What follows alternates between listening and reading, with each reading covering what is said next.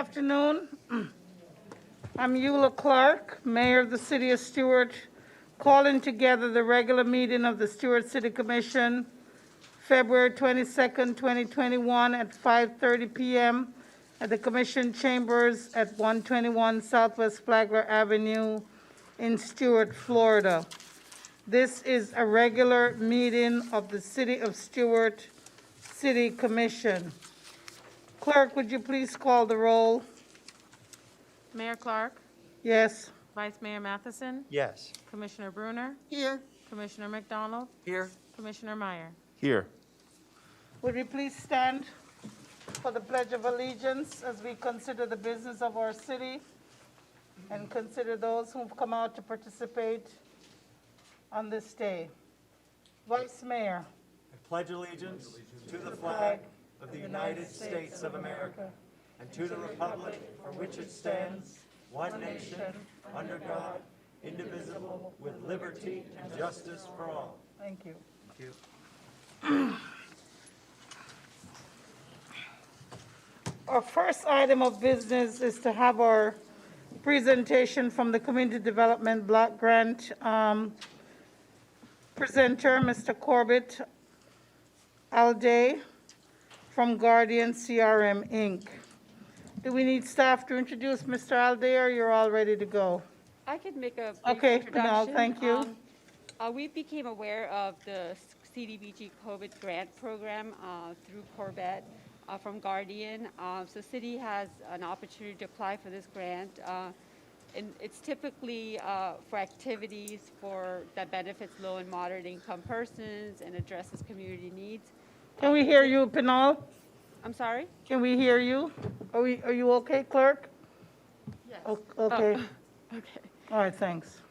We did publish a notice in the newspaper so that we can get residents to come to the meeting and give their input on some ideas that they would like to see for this grant program.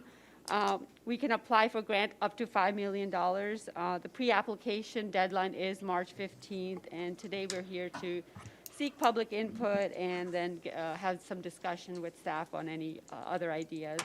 I'll let Corbett take over and give a presentation on the program and guidelines and process. Thank you. Yes, sir. Good afternoon, Corbett Alday with Guardian Community Resource Management out of Dade City, Florida. For the record, thank you, Commissioners and Mayor, for having us again tonight. We are here to talk about a Community Development Block Grant Fund.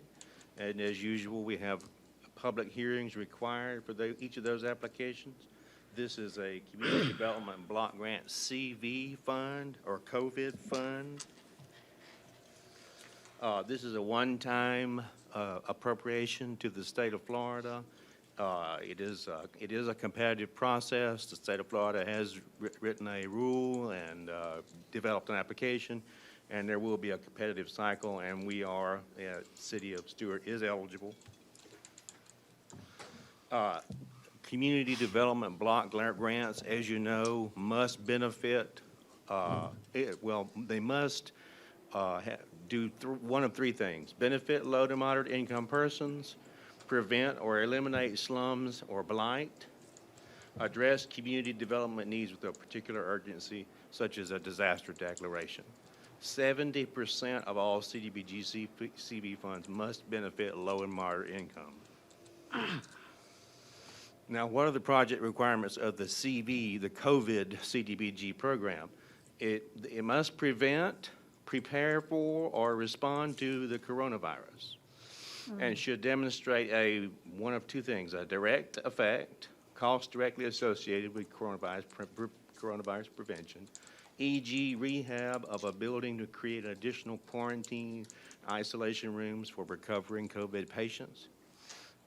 Indirect effect would be economic and housing market disruptions, a small business assistance program, for example.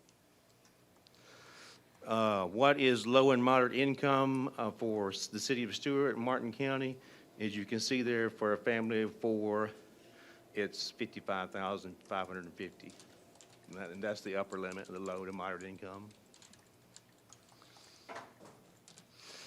Examples of activities We will have we do have a presentation from staff. Staff has an idea that they would want to present, but we must go over the different activities and allow for public input and commission input first before we let the staff bring their idea first, so that we get open public input. Some examples of activities that are eligible under this program: ADA sidewalks to allow for social distancing. Those are wider sidewalks. Rehabilitation of a facility for testing and vaccination. For example, a community center that needs an HVA system and touchless bathrooms, okay? And it's being used for COVID testing or COVID vaccination. Rehabilitation of a facility for job training for those affected by COVID-19, so our job training center. Extending water and sewer to a new plant, a private business that will produce personal protection equipment. I have actually seen that one, that project come up somewhere in another location. Rent, mortgage, and utilities assistance. So regular public assistance to individuals who need 6 months of assistance with their rent or mortgage and utilities. The process is pretty simple. There's a first public hearing, which is just getting input on projects and needs, then a pre-application to the state of Florida. The state of Florida will consider the pre-application, ask us questions. They may site visit, may come and site visit. Want to talk with you about the project and the project area. There may be income surveys needed. Then there's a second public hearing, any agreements that are needed, and then, of course, the final step would be the application. So at this point, I'll give it back to you, Mayor, so that you can allow for public input and commission input, and then finally, we bring it back for the city staff to bring their project forward. All right, thanks. Before I ask my commissioners for comments or even the public, well, it's just a presentation. I was going to ask Pinal that if we give direction to move forward, then this is going to be advertised and there'll be public hearings to get the actual input of what project we're going to do, or is this our input today? Today is the input, and then we Okay. will be making the pre-applications from the direction that we receive. Okay, just want to check about that situation. Members of the city commission, we can either go down the line or we can. You're looking for public input first. Okay, all right, I'll get public input first, and then we'll deliberate and ask. Anyone has any comments? Mr. Alday just made a presentation on this COVID-19 block grant, and he gave us, I think, 4 or 5 areas that are possibilities to look into, and the item must be related to the COVID-19, I guess, from anything that has happened from last year when COVID-19 was designated, and then coming on up, and how we would deal with any deficits in our community, or even to any enhancements that we think that would help, I guess, deal with the COVID-19. Miss McBride?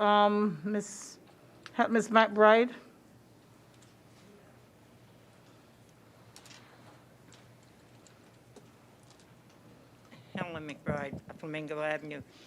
Truthfully, I didn't know this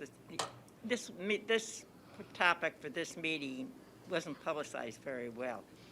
I mean, I have a lot of friends, especially in the senior citizens who are on a limited income, who really would probably be interested. I know I'd be interested, but you know, this gentleman was here last year, and he was very nice, talked to me outside the meeting, but I have no idea. So if I don't have COVID, I can't apply for the grant, or who can apply? We, the homeowners? No, it's just The city. business people, or just the city of Stuart gets the, well, you know, you get the money, but it's to be used for our downtown business who got hit so hard. Oh, okay. Well, I think it's a wonderful grant if there's any way. I mean, you all are trying so hard with the outdoor restaurants and that, but we've all got to help our business people without because Us old timers remember when it was a ghost town downtown, and what it is today, it's just amazing. So, yeah, if there's any way we can, I'd be happy to come to any other meeting. This is a Okay. wonderful idea. Thank you. Thank you. Yeah. Are there any members of the public who are with us today in our meeting room here at 121 Southwest Flagler Avenue who have any comments on the presentation that was made regarding the CDBG coronavirus Or on Zoom, potential grant? or on Zoom. Yes, and I'm going to ask Mr. Paul if there's anyone on Zoom. Sir? No, there's no one on Zoom. No one on Zoom. If you, oh, yes, Mr. M. Mr. Pasquale. Mr. Pasquale. We haven't heard from you in a while. You're intimidating her and making her nervous. No, it's just a big, She comes down on seminars. he lets me forget who he is sometimes. I don't know Seminole Street why. and tries to park in my parking lot. Yeah, That's who I am. That's the only time I remember. That's right, I do. What a bunch of baloney. One thing about this presentation, he said something about using this money for water distribution and plants. To PPE, that was a particular example of something that was to extend, provide PPE equipment or something. Yeah. Well, you're spending a lot of money on water and sewer, and my bills keep continually going up, as are everybody else's. This would be a good application for increased water supply. We need a break. Water is getting extremely expensive. I'm about ready to start turning the tap off on the people that live in the building and say, cut back. It's too expensive. Yeah, we will. And let me ask you that question. Panal, is this it? Again, I'm asking again. Is this it, or will they be able to come back another time?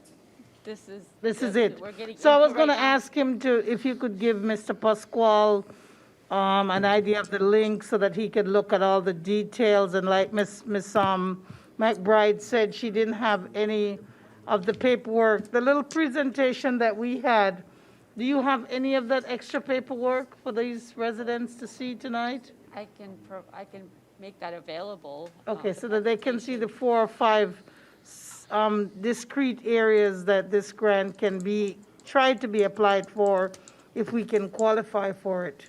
Well, you just said that it goes along with the transmission of water. This was the last Can activity. I just inform you that we, go ahead, I know you have to call, that we actually did apply for CDBG as it relates to the alternative water supply source already. That was in a different grant cycle. That's good. Now use this one and add to it. Give us a break. Got you covered. Huh? Got you covered. Good. That's it. Thank you. Armin. Thank you, sir. Any other comments from the public? Sorry, Madam Mayor, I stole your. It's okay, thank you, sorry. I ran off.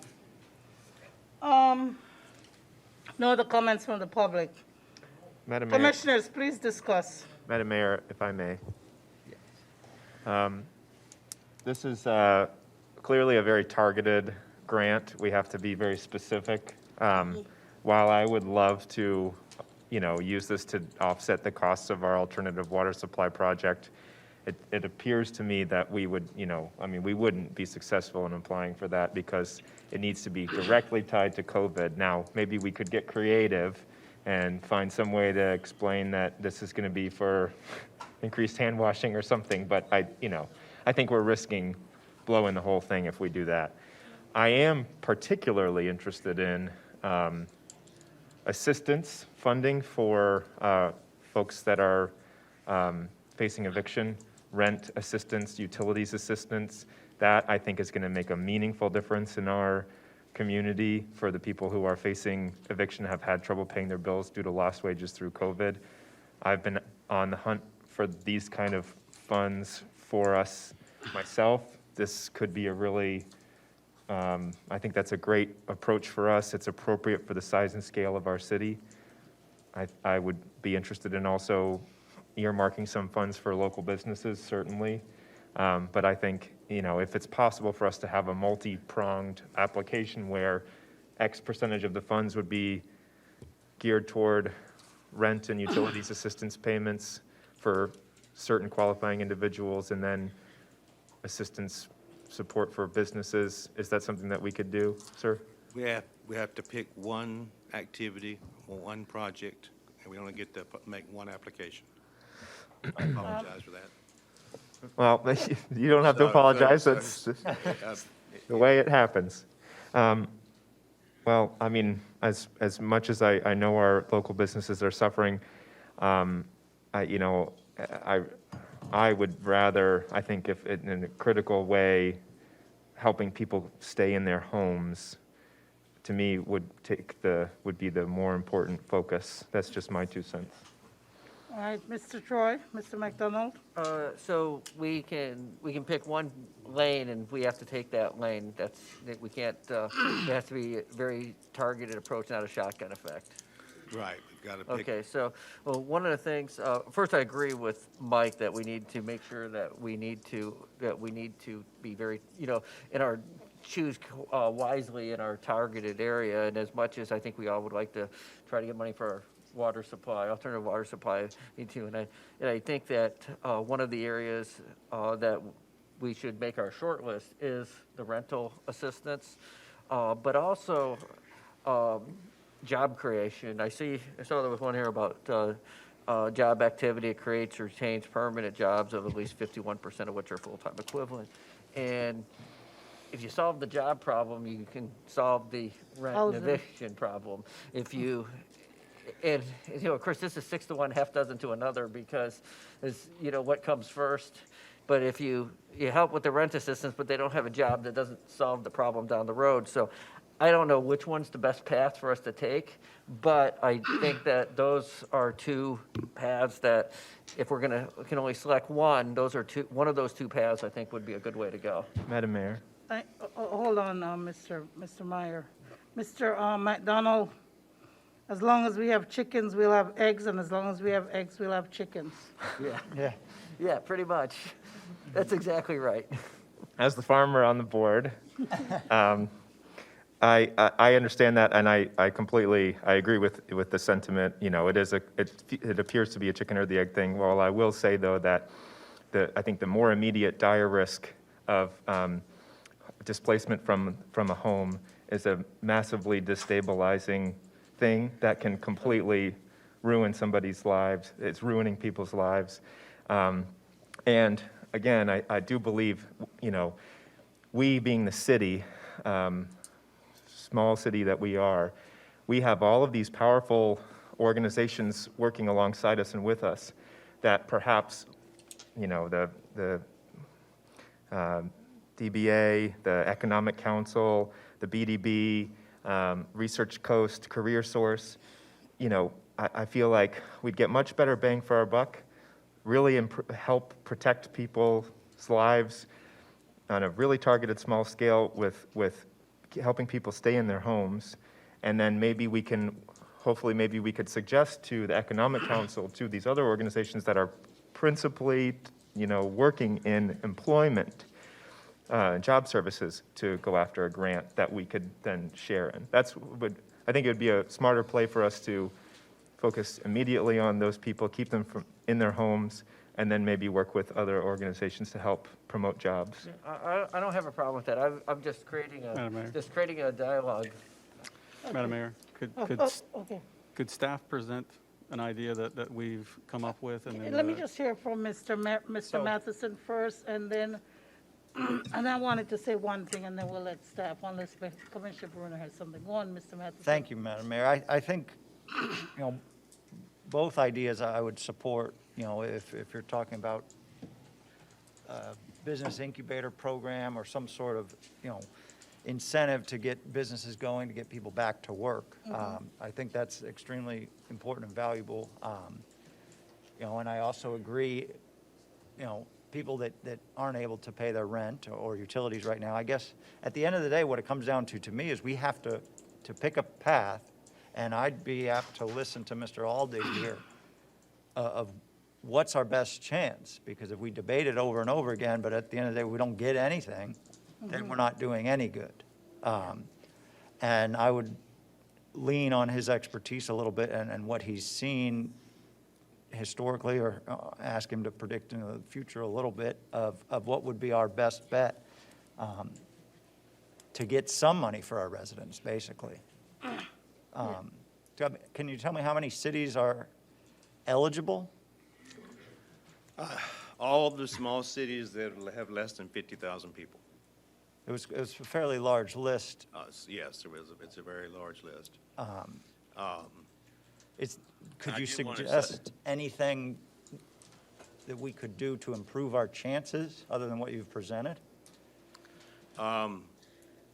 There are points for things like readiness to proceed. The more you have plans and specs for a project, for example, the more you've done, the more points you can get. There are things like that, but match is not required. Again, if you did put something into it, it could give you some points. Okay. But this is really going to be based on the maximum benefit, the maximum impact on COVID. So both jobs creation and mortgage rent assistance is going to be competitive. So I can't really advise. I did want to say that the county has a mortgage and Yes, rent and they've been- assistance program open right now. And they're getting more money for that, okay? And the people of the city of Stuart are eligible to apply for that. Yes, Yeah, as I understand it, through the SHIP program. yes, and they've sent So- back money too. So there is a program for that. Is there a program for job creation as it pertains solely to COVID? Do you Not know? at this time. So that might give us a step up. This,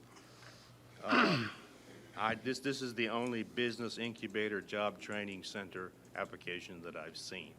So I think, and I think retraining people and building up small business, well, we might as well just look at the project. Okay, thank you. It's the Willie Gary Building, if I'm saying that correctly, located at 720 Southeast Martin Luther King Jr. Boulevard in East Stuart. I don't want to steal the city manager's thunder.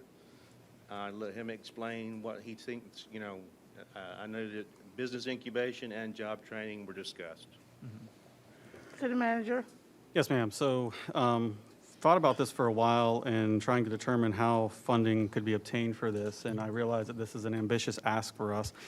And if we were to obtain the grant funding for this, I think it would be a great move in the right direction. And we did the farm analogy, so I'll go to the fishing analogy. If you give a man a fish, he eats for a day. You teach him to fish, he eats for a lifetime. And that's basically what this is kind of geared towards. So it would be a sizable grant to purchase the property, rehabilitate the property, and then partner to create a trades training center and business incubator at that property location. It meets a lot of the criteria of this grant as it relates to LMI and as well as displaced employment. Some of the work, rehabilitation work that could be done there could actually be done by the trades people that actually would be going through the program there. The trades training has been a gap in this community for quite a while. I know I've seen several, even an local AC guy here recently posting on Facebook how he cannot find any qualified employees because we don't really have a centralized or location for doing trades training in our area. I know IRSC is trying to build one in Fort Pierce, but it still leaves us having a missing gap. Would something like that be too far-fetched to have single-room housing for potential students to live? Even if their trade program is like a 10-month, 11-month, or 12-month program, would it be feasible to include a program like that with not just a trade center, but a place where you could have single-room housing for people? I mean, I think when you start talking about getting to housing, you're talking about a different animal altogether now. You're talking about I'm sure there's other criteria. We're having in-house guests. I mean, the idea was having one of the set of buildings being Trade Center and the other set, probably the back buildings, being the business incubator locations. Okay. We would actually have to pick one activity. We can't do mixed So you, housing okay, so you just with could only do economic the development. trade-in program, okay. And Can you just explain to us a little bit about that actual program that you said that somebody else's grant, you don't have to tell us whom? How they did the water and sewer extension to a PPE factory or something like that? This is Columbia County, so it's public record, and they have a industrial site where a business that has government contracts that produces PPE for under contract needs water and sewer. So they're building both a water and sewer plant for that project. Wow, They're going through the state of Florida with the Jobs Growth Grant, and they're going through this grant. And they're going through EDA, Economic Development Administration. at this time, could we do a combination of grants, or we're just sticking just to this one? And maybe we can add I to think it that- later on? We have to pick a lane. You're eligible for all of those same grants. Okay. You're eligible for Jobs Growth, and you're eligible for Economic Development Administration. If it's all about the jobs, that particular business is going to produce hundreds of jobs, so. To me, Mr. Aldi's description of the water and sewer grant doesn't sound like it's going to benefit any of the specific residents in Columbia County with helping them with their bills. And that's what I would think, Commissioner Meyer, your discussion of the grant we would apply for would be to benefit certain residents directly with payment of their utility bills or their rent. The issue with that seems for me to be, how are we going to pick those individuals? And then two, if the county is already doing that, are our chances less for getting any funding? Madam Mayor, I wasn't aware that the county had a program, and so, again, to kind of figure out where we can have the most impact, if that's already available and those funds are being replenished, that is a service that's being offered that can help our residents. I'll be honest, I've been talking to city manager about an idea for this property for some time. So, to completely eat my hat, this sounds like a good idea. However, again, this is a big undertaking for a little city of Stuart. We are not in the education game, so, we got to really figure out who our partners are going to be. I don't want to, the prospect of this it's great. I think it would be a great thing for the community, for trades training, which we're desperately in need of. But, we're not a educational institution. IRSC? So we got to make sure we've got a short list of partners that are ready to work with us on that. Well, at this full application level, at the second public hearing and the full application level, you'll have to have picked some partners to show that you have an administrative plan to run the facility and produce the jobs and the small businesses, the micro businesses. That would be, that's our benefit. So our benefit is the small business creation and the job training and job creation. Could this technically be where the city applies for the grant for the infrastructure work, and we're not necessarily responsible for the resulting trade programming? Or are we always going to be sort of the main organizational, are we going to have the responsibility of it? That will be up to the city. The entire facility, the training and the business incubation could be run by a third party. Okay, that's not a limitation on the grant You could own program. the building and be leasing it to them for $1, for example. Okay. That's Okay. something I would be interested in. Madam So, Mayor. yeah, Commissioner McDonald? So I'm a big fan of vocational skills training. That was actually my background many, many years ago in high school. you know, on that note that you said we could lease it for $1, and I'm just thinking out of the box here, and I'm not suggesting this at this point, but I agree with Commissioner Meyer that we have to be careful on taking on too much. Could we, a partner be like a charter school that made it a vocational education school? If it's giving vocational job training, yes. As long as I can have a person come out with a certificate that got job training, that's my benefit. Okay. So there are many different ways that we could get to that point. Okay. Yeah, like I said, at this point, I'm not advocating for that. I'm just asking a question. So, so it could be, we could do a partnership with IRSC, we could do a partnership with Martin County School Board, we could do a partnership with a charter school, we could do a partner with a not-for-profit. Yes. Okay. So we have 2 weeks, March 15th. Yes, ma'am. That's the pre-app. And I failed to say that the grant can be from 200,000 minimum to 5 million maximum. And We'll staff. take the 5 million. And staff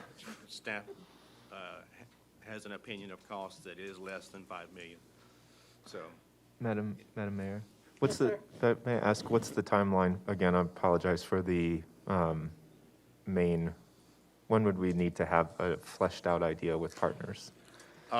they have not released a date for the second public hearing. Okay. When we would come back and say, yes, they recommended the project for funding. And then we would have to have a structure. We would have to have some partners picked. What are we going to do? What kind of job training are we going to do? Certainly within the next few months. How much space is going to be for the business Spring and incubators. summer. And so we have to, at that point, we have to say what we're going to do. Right. So we've got a couple, if we were to survive the pre-application process, You've got 2 or 3 months. 2 or 3 months. Okay. Better get cracking. Okay, so is this a vote from our commission to allow our staff to work with Mr. Alday to submit an application based on preliminary idea of doing some type of a incubator program at the 720 Southeast Martin Luther King Boulevard location? I don't know if we need to have permission from the landowner, if we just need to, Do you need direction? Work. or- yes, so, You don't need permission from the landowner. You can apply for the grant, and then I think the cat's a little bit out of the bag. I think the landowner's probably going to want more money for it now. But you could identify another parcel of land too, if you had to. But the reality of it is, it's all hand in hand. You can't do anything without the grant, so you might as well look for a motion to move forward on that first. right, that's what I'm asking. And it would be for the pre-application. Yes. So, Mr. Meyer, were you saying something? I was just gonna, I'd be willing to make the motion.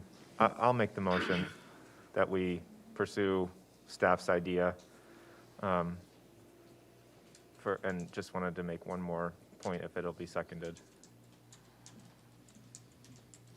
I'll second with it. Discussion, or?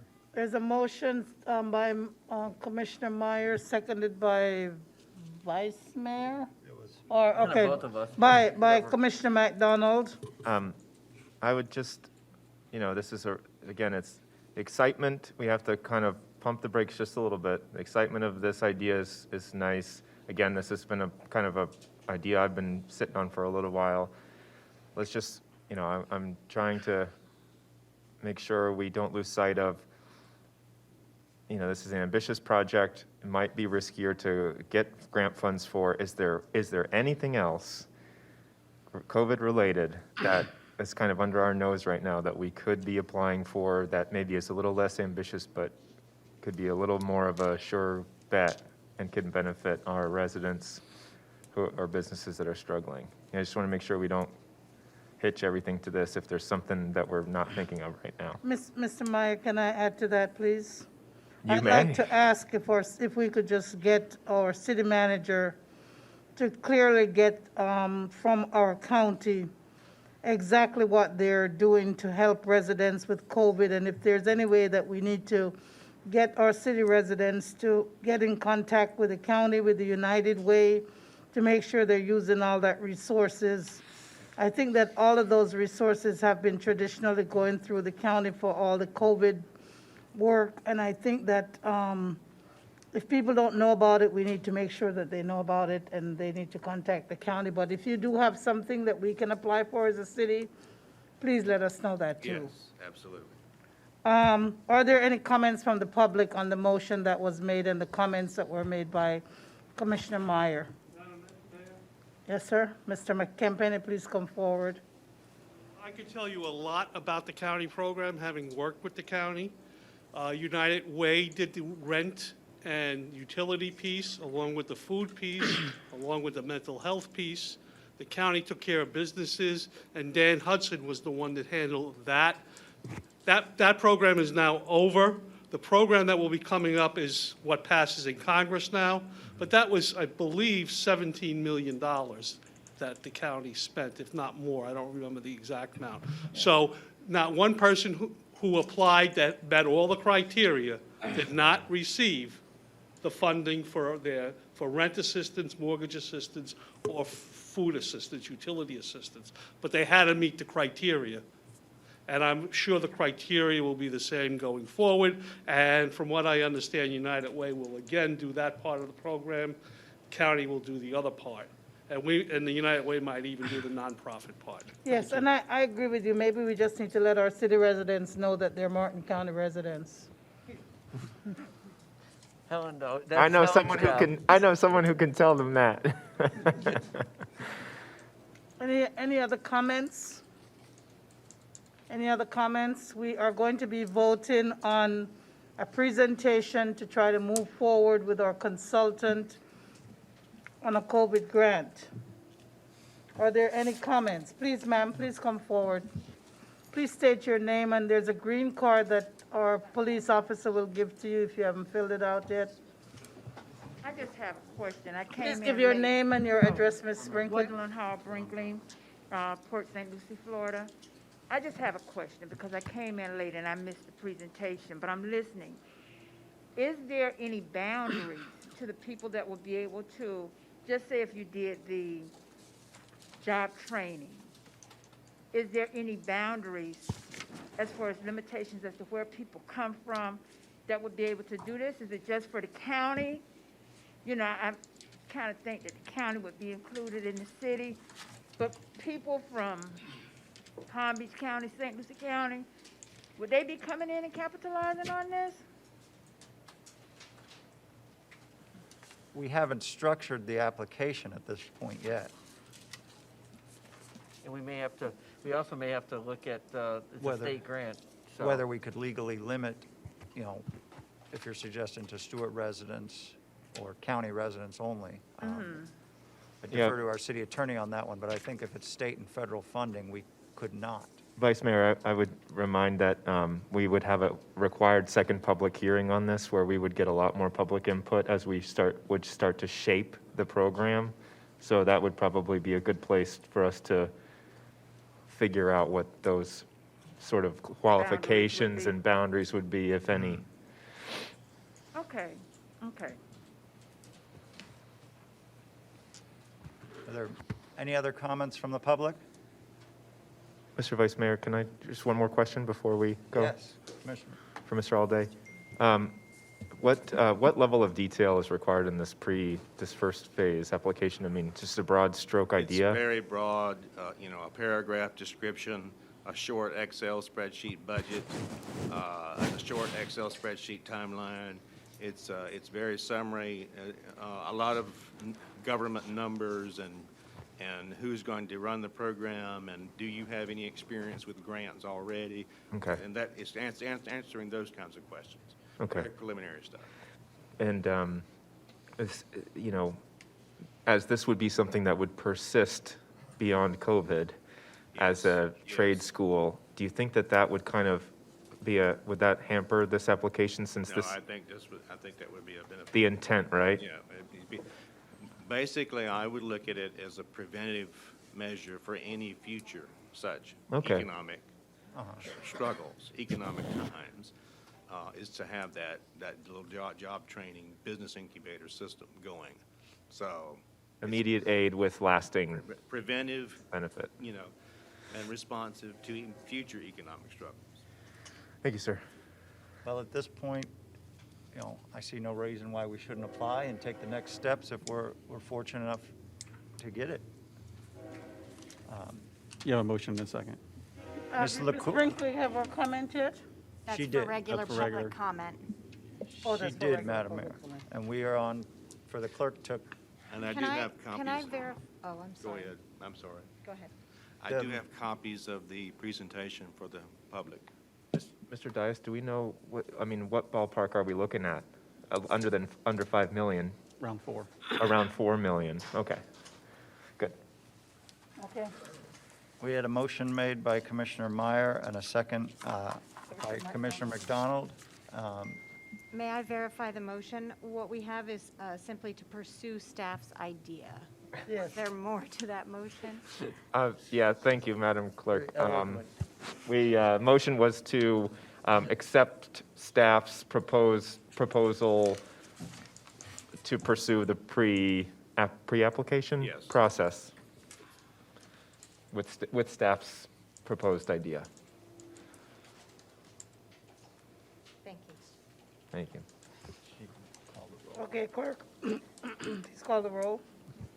Commissioner Meyer, Yes. Commissioner McDonald, Yes. Commissioner Bruner, Yes. Vice Mayor Matheson, Yes. Mayor Clark. Yes. That's thinking Thank you, outside the Mr. box. Holiday. Thank you so very much. If you think of any Thank you, questions, staff. just let us Thank you know. very much. Thank you. We move forward with comments by commissioners, starting with Vice Mayor Meyer, or is it Commissioner Bruner? Who wants to go first? I'm good. No comment. Okay, after everybody goes, and I'm just kidding, Vicki. All right, then, Mr. McDonald, just move, we'll Okay. just come this way. Couple of quick things, and I'm just very short today. It was an MPO meeting today. It was actually pretty mundane, more perfunctory of a meeting. But come end of April, beginning of May, the MPO will be working with the state DOT to put together the priority list for future projects.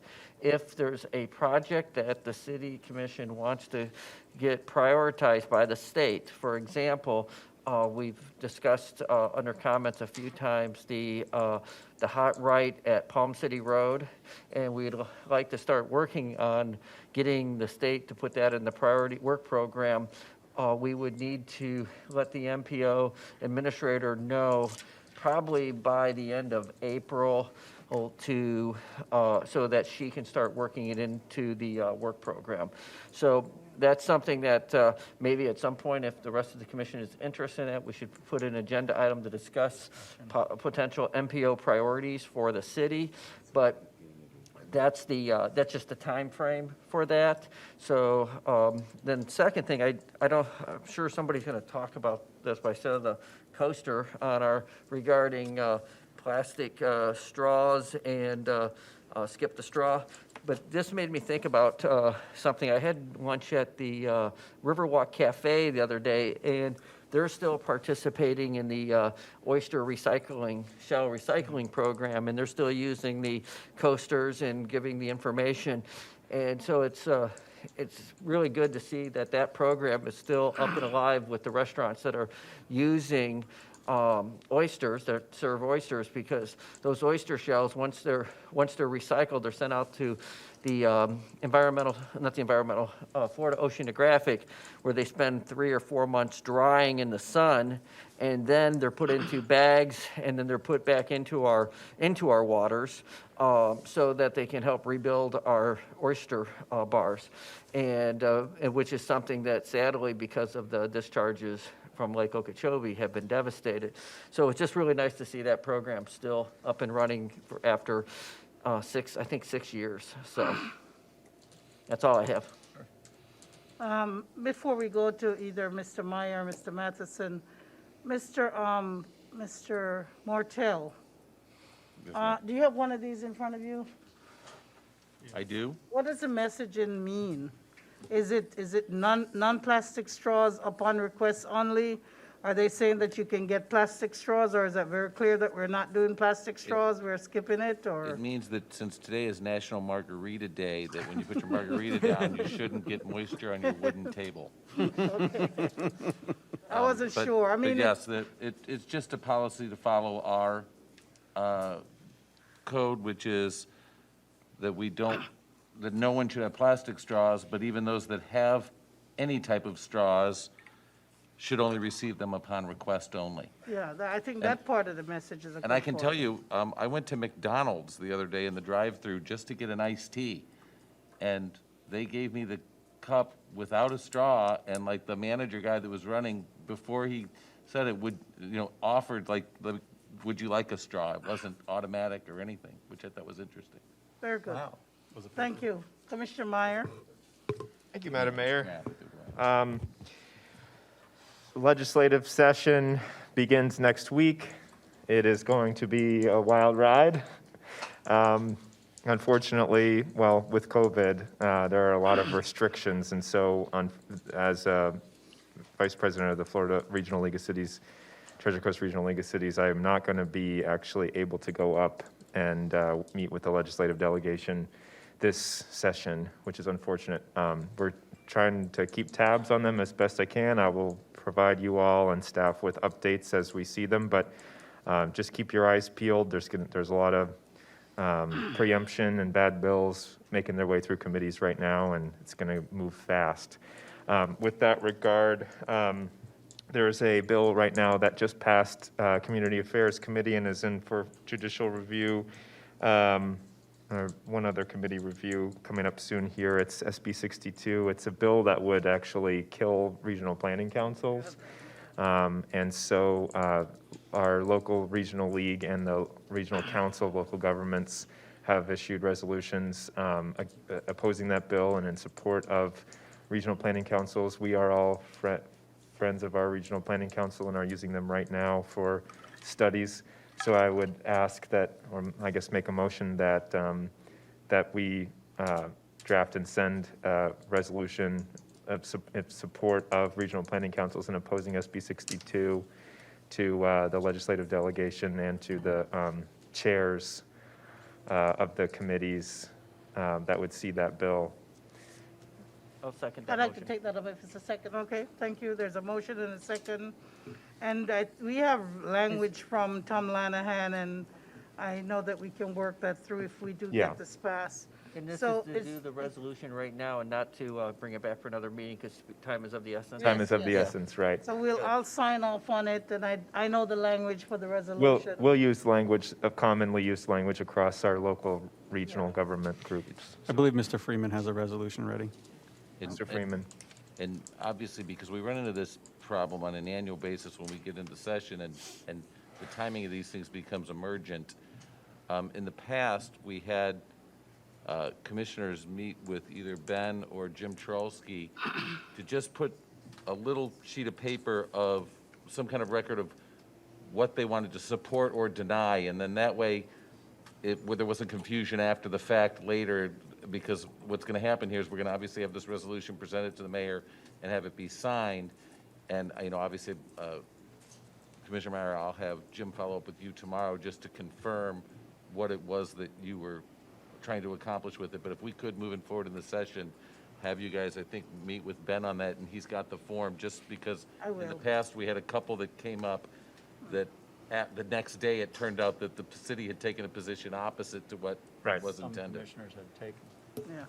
Well, I'll check, and I'm on the Regional Planning Council, and I know that I've seen the resolution. Yeah, this one's a pretty easy one. I think we have the language, it's floating around pretty commonly, but I just am thinking, as we go forward, there's others that are going to be quick and more complicated. Especially the ones in Tallahassee right now, and I know that our Representative Oberdorf has put some resolutions out, and I see that there are people commenting Yeah. on both sides, so.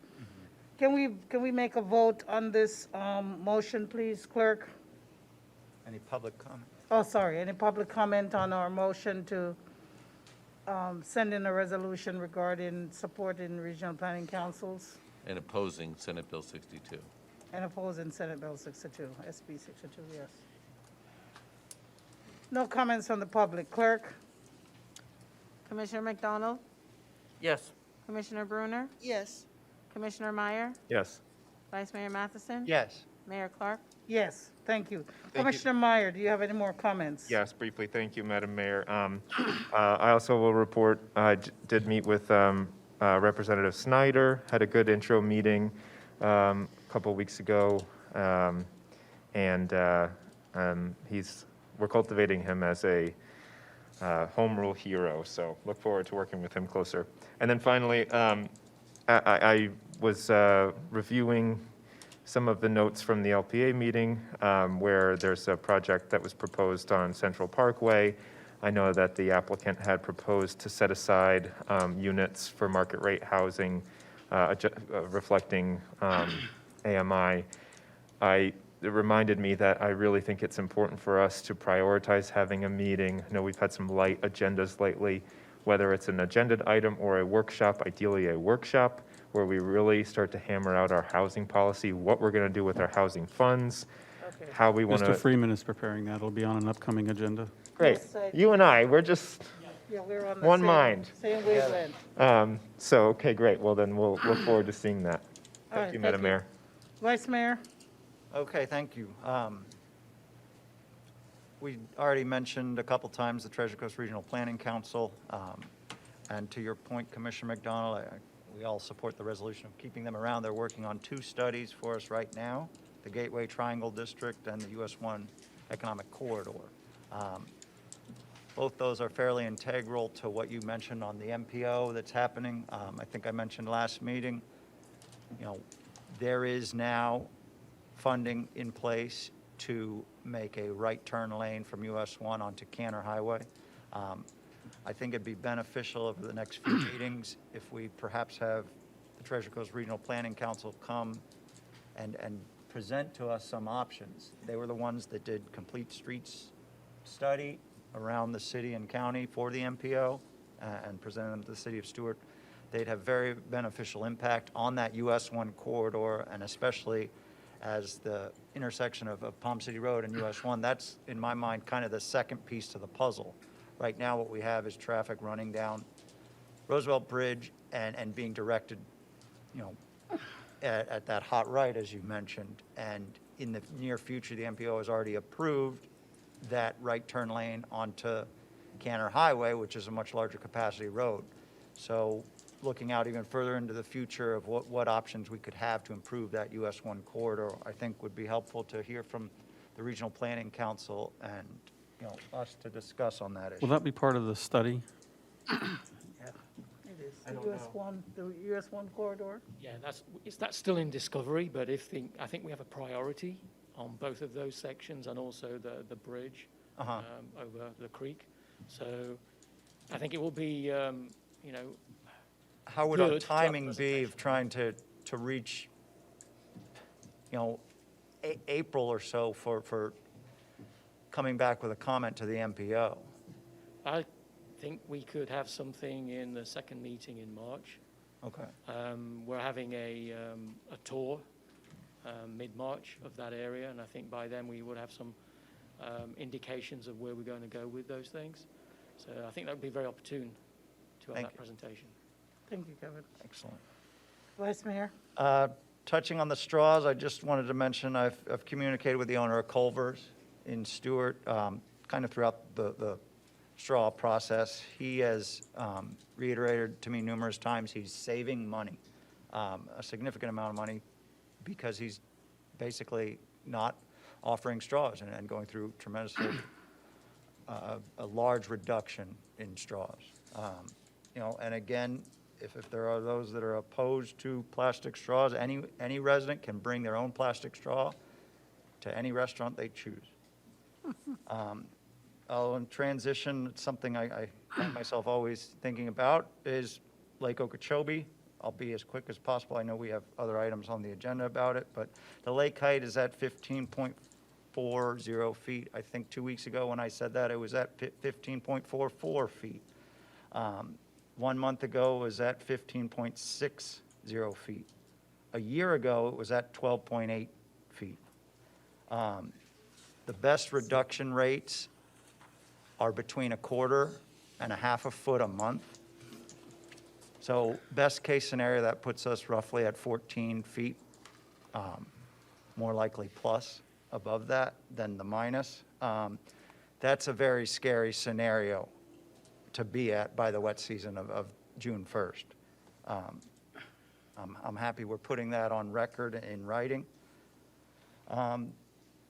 As Commissioner McDonald mentioned, there was an MPO meeting this morning. I attended as well, but there was also a fairly important LOSUM PDT meeting to discuss the Lake Okeechobee Management Plan that will be enacted and moving forward towards the end of 2022. They're starting, in today's meeting, they are starting to blend the discussion of modeling for different priorities, meaning us, the Caloosahatchee, the Everglades, modeling for water supply. And the hard part now is trying to figure out what model is most equitable. I'd just like to say that I spoke to several other stakeholders, some from Rivers Coalition, our Indian River Keeper, Everglades, Friends of the Everglades, and all of them complimented Mr. Hogarth, who spoke on City of Stewart's priorities in this. We just have to remember that the Corps has shown with their own modeling to this point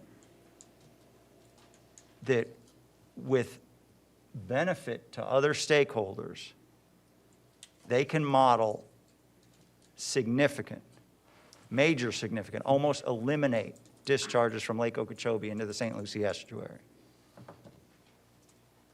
So when we hear about what is equitable for us and our residents, and we remember that absolutely no discharges there's no benefit to any discharge in the St. Lucie River from Lake Okeechobee, that's the equality we have to fight for, is 0 discharges. The last thing I wanted to talk about, I've been communicating with FP&L's Kate Cotner. It's been a long process, but the wooden telephone poles that are not in use anymore by, as it appears now, FP&L, AT&T, and Comcast, that basically are right in the middle of the sidewalk on Martin Luther King, are on the list to be removed by FP&L. So she'll be following up with that, but I've been kind of the small fly in her ear on that, and this is something I was concerned about before I ran. But hopefully that will be a clean, open sidewalk like others are around the city in the near future. And I believe, Madam Mayor, that's all my comments. Thank you so much. Thank you. First comment, I'd like to just read a thank you note from Ms. E. Thelma Waters' family about her induction into the Florida Women's Hall of Fame, and thanking the city of Stuart for the proclamation and for attending the service out in Indiantown, and the family sends their best regards. With regard to COVID-19, a lot of people have been showing concern as to whether or not there's any problems with people in our community, especially in the Black community, getting COVID-19 vaccines, and especially in our city of Stuart, but also in the rest of Martin County. And I think the churches and the NAACP and other groups have been working hard to get people signed up, and they've been getting vaccinated. The health department has been very good. And Senator Gail Harrell has been putting together a committee to try to get FEMA and some others to do a big event in Martin County, whether it's one in Stuart or one in Indiantown or one someplace in a location somewhere in the county, to try to get up to 500 people vaccinated on one day. And so Senator Harrell is working on that, and I know a lot of community groups and churches have been pushing to get education out and to get people to sign up. So we're trying to work as much as we can, but if there's anybody who wants to help move forward with COVID vaccination, I'm sure that everybody would appreciate the assistance. Mr. City Manager and Mr.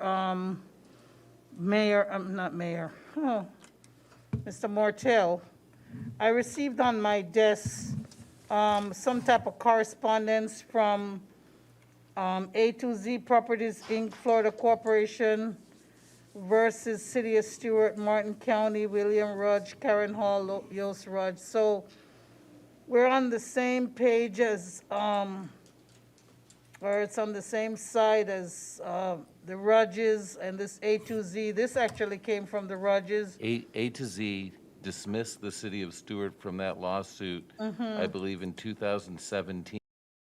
Although we're still on the style of it, that's because Mrs. Rudge writes it. The judge entered a dismissal of that case in 2018. Mrs. Rudge appealed that. The 4th District Court of Appeal affirmed the dismissal. Mrs. Rudge filed another thing in 2019, and Judge Levin entered an order telling her there is no case and the case is closed. And now she's filing this documentation, and quite frankly, we should probably not even give her the attention, because that's what she's looking for. I don't even know what it says, and we're not even a party to the lawsuit. Okay, I just want to confirm that. The Regional Planning Council, I think Commissioner Meyer brought that up, and I was going to bring it up with regard to Senate Bill 62, supporting that, as well as also the fact that when we were going to get the report from the Regional Planning Council on the US 1 corridor. So I think that we're all thinking about the same thing. I'm a member of the ANAC, which is the Airport Advisory, Noise Advisory Committee, and I think they're having a meeting on Thursday coming up. And then I also have been talking to our city manager about how to get our staff to give us a report so that we can get started on dealing seriously with what our policies and ideas are going to be with regard to affordable housing and how we can work with our developers and how we can set some guidelines and what we can really do. So I'm glad that city manager is working on that with Mr. Freeman. So I'm just happy to hear that we're moving forward. I have no other comments, but I see that we have the agenda, the city manager first before we approve the agenda. Nothing, Madam Mayor. Madam Mayor, I'll make a motion to approve the agenda. Second. Nobody's pulling anything from the agenda? Okay, all in favor? Aye. Comments from the public, Ms. Betty Brinkley?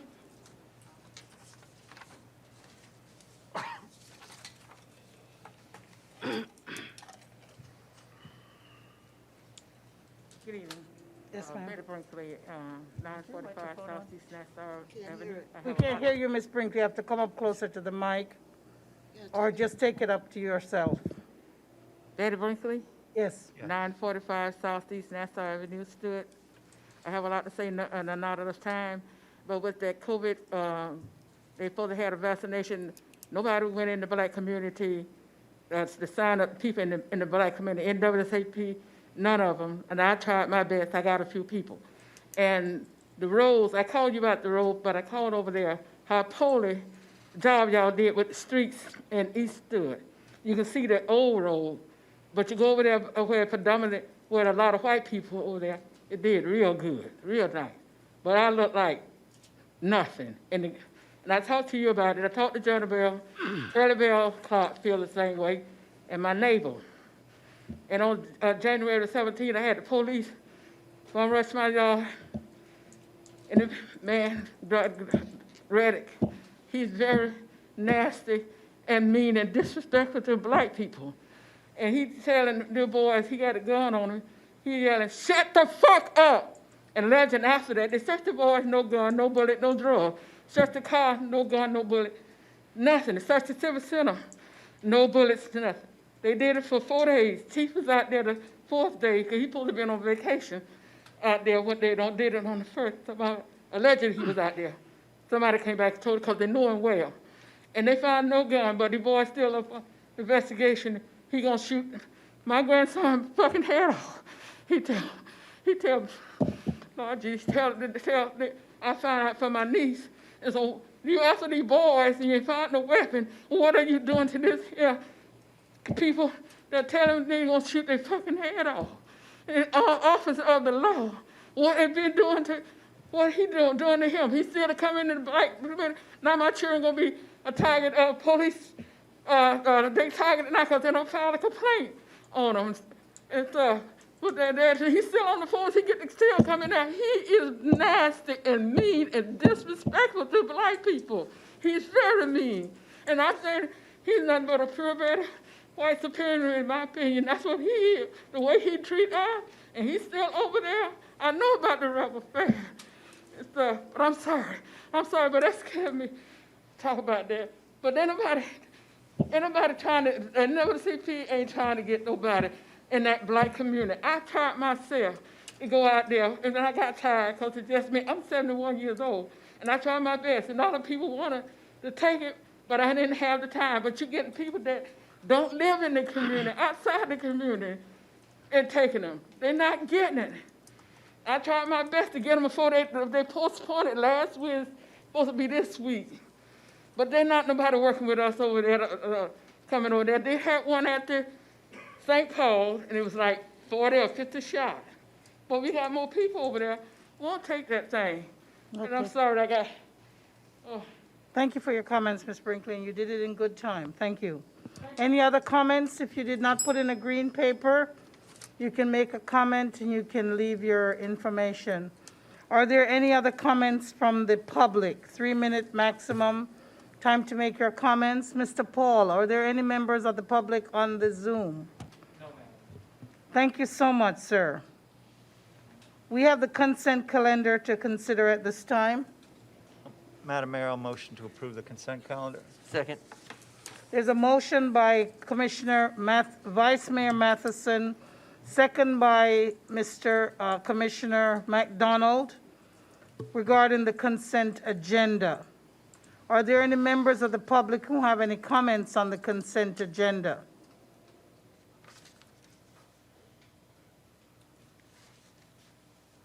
Madam Clerk, could you please call the roll with regard to the consent agenda? Vice Mayor Matheson, Yes. Commissioner Bruner, Yes. Commissioner Meyer, Yes. Commissioner McDonald, Yes. Mayor Clark. Thank you so much, yes. For those who are waiting on the consent agenda, all 4 items have been accepted. We move on to Commission Action Agenda number 5. Mr. City Manager or Mr. Mortel, do you have any questions with regard to resolution number 26, 2021? Mr. Mortel? This is a resolution of the City Commission of the City of Stuart, Florida, urging the Florida Legislature to enshrine all necessary state appropriations for the Everglades Agricultural Area Reservoir Project until its completion, providing an effective date for other purposes. And I'll move Thank for- you, sir. Mr. McDonald? I'll move for approval. Second. Motion by Commissioner McDonald, seconded by Vice Mayor Matheson regarding resolution number 26, 2021. Are there any members of the public who have any comments on item number 5 of our City Council agenda for today, February 22nd, resolution number 2621, 2021? Any commissioners have any comments? Roll call, please, clerk. Commissioner Bruner, Yes. Commissioner Meyer, Yes. Commissioner McDonald, Yes. Vice Mayor Matheson, Yes. Mayor Clark. Yes.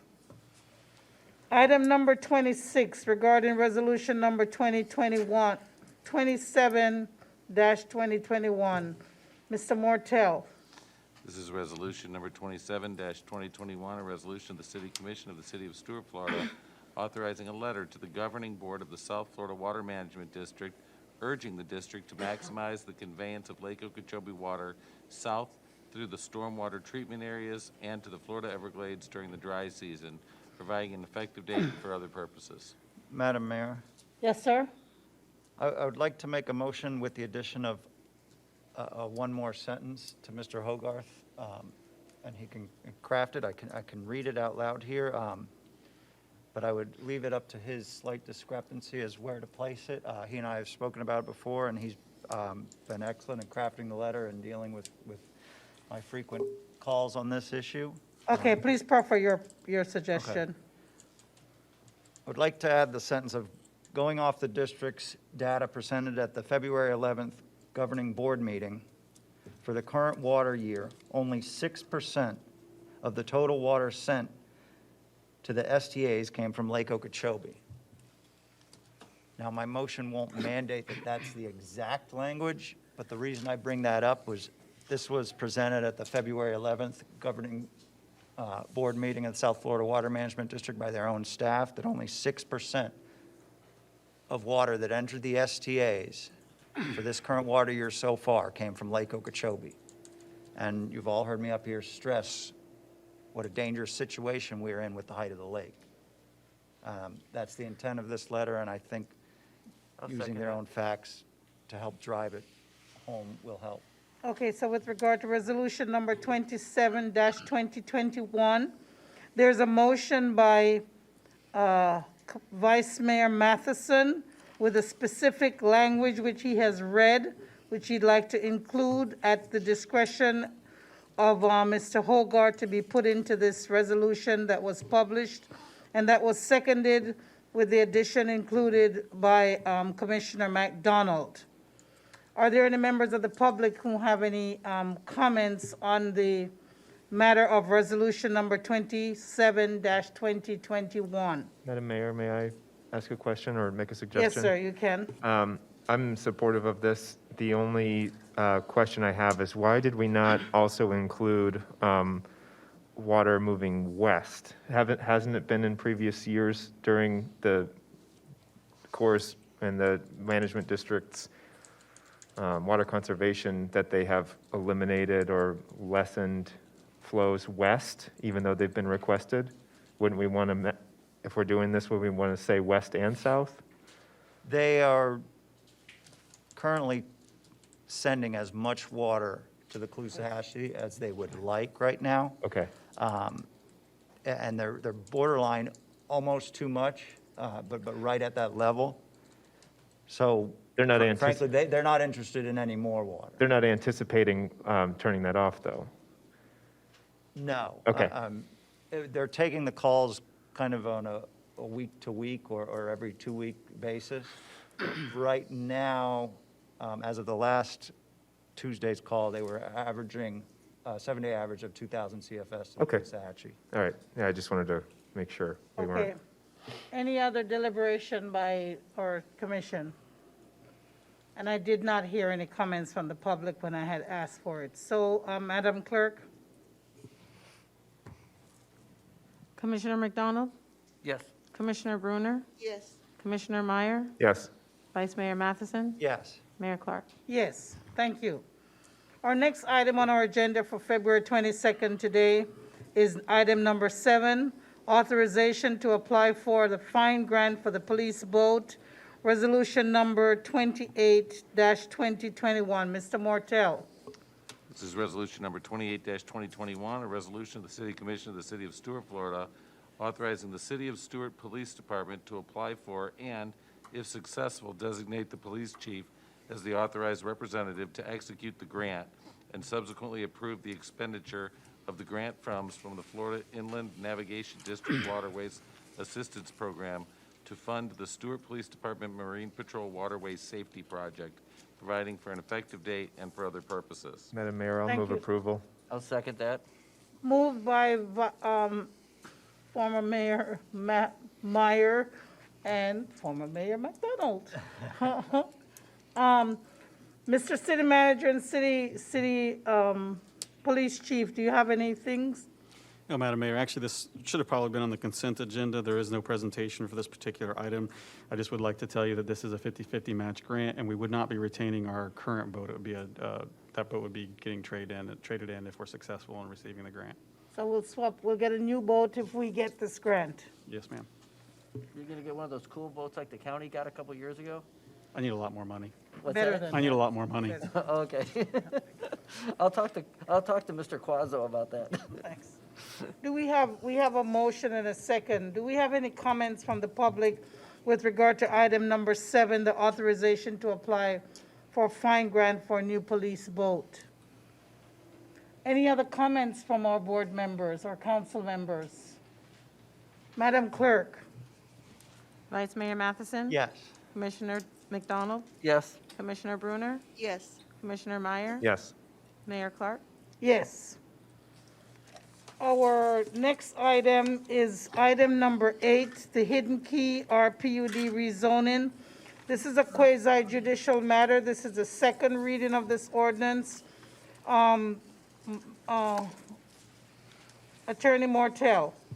This is ordinance number 2457-2021, an ordinance of the City Commission of the City of Stuart, Florida, rezoning the 1.36-acre parcel from residential multifamily/office, or R3, to residential planned unit development, or RPUD, located north of the Arc of Martin County and south of the Estates of Stuart, east of Kenner Highway, said land being more fully described in Exhibit A attached, establishing the Hidden Key RPUD consisting of 28 multifamily units within two-story apartment buildings, approving a development site plan, providing for development conditions and a timetable for development, declaring the plan to be consistent with the city's comprehensive plan, providing directions to the city clerk, providing for repeal of all ordinances in conflict, providing for severability, providing for an effective date, and for other purposes.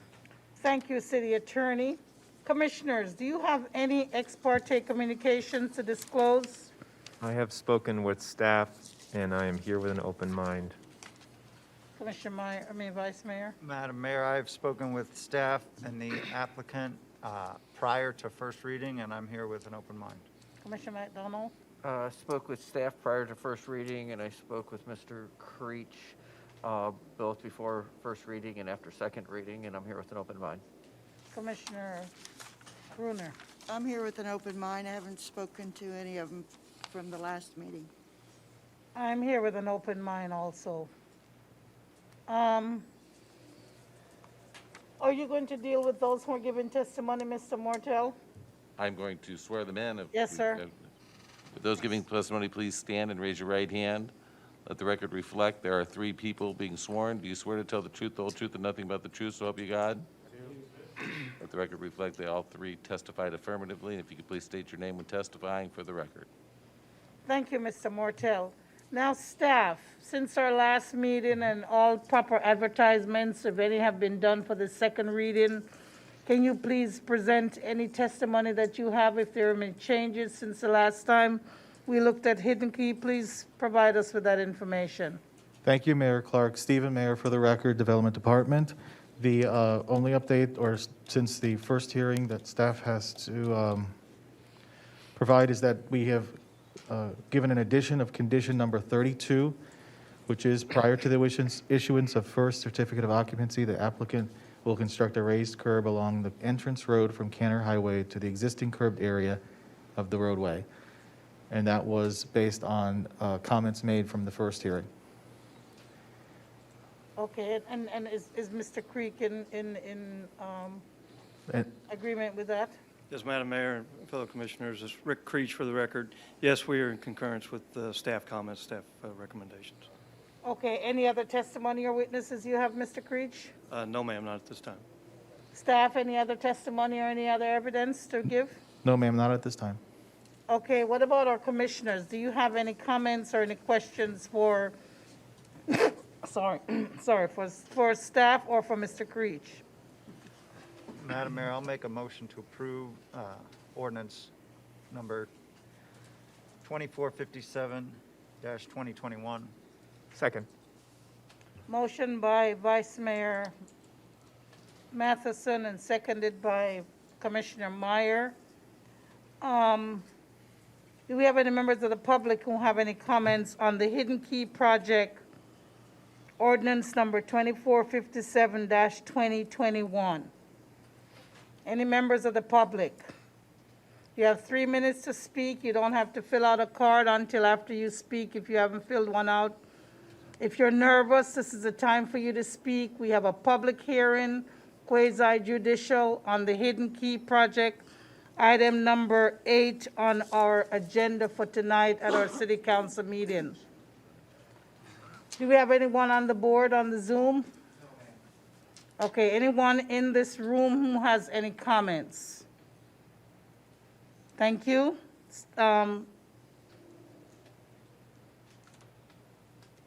Clerk. Commissioner Bruner? Yes. Vice Mayor Matheson? Yes. Commissioner Meyer? Yes. Commissioner McDonald, Yes. Mayor Clark. Yes. Thank you, Mr. Creech, and thank Thank you, you. staff. You guys have a great, safe evening. Yes, sir. Thank you, sir. Thank you. Okay, our next item is a discussion and deliberation item. Madam Mayor, Yes, sir. if please, I'll introduce the item, and then I'll have Mr. Trowski do a short presentation. This item is the follow-up to impromptu D&D discussion deliberation that came up 2 meetings ago as a result of some commissioner questions revolving around the green market. We provided within your agenda item several attachments, some of those provided to us by the green market. And then I'd asked staff, as a result of our discussion 2 weeks ago, to see how other green markets around us operate, which staff has done and is going to present to you. And then once we're done with that presentation, I'll be more than happy to try to entertain or answer any other questions that the commission may have about this item. Yes, sir. Good evening, Jim Korolski, Community Services Director for the City of Stuart. Last month, on the 25th, you've asked us to put a little research together on what green markets may look like in the area. So I put together a PowerPoint presentation for you. But before I go ahead and talk about those things, I'd like to actually go down memory lane here and talk about the history of the green market throughout the years. And as I was doing some research, I was a little surprised at how long it's been around here too. And Helen McBride is here. She reminded me that it started way back in 2002, right in front of City Hall. So we had humble beginnings, started out in our parking lot there, and as time moved on, there were several locations that were experimented with. One was over at Flagler Park, then it moved over to Memorial Park during the approximate time of 2005 to 2007. And then when 2008 came around, things moved together over at the City Hall Annex, and it worked kind of in tandem with Rock and River Walk as that was starting to gain some momentum. And then, of course, we have our COVID year in which the green market moved over to Flagler Park this last year, and it's been there since that time period under the emergency ordinance that we have set by the city manager.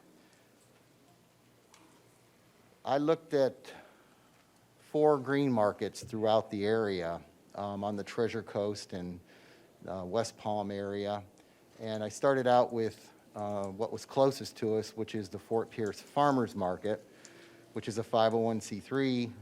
Their number of vendors, they average about 50. It depends on which year we're in. COVID years, of course, it significantly impacted our participation in vendors as well as participation on all levels, and this one's no different. Their vendor price by week is about $30 to $35, and their amount to the city was $5,200. The City of Palm Beach Gardens is run by their recreation department. They have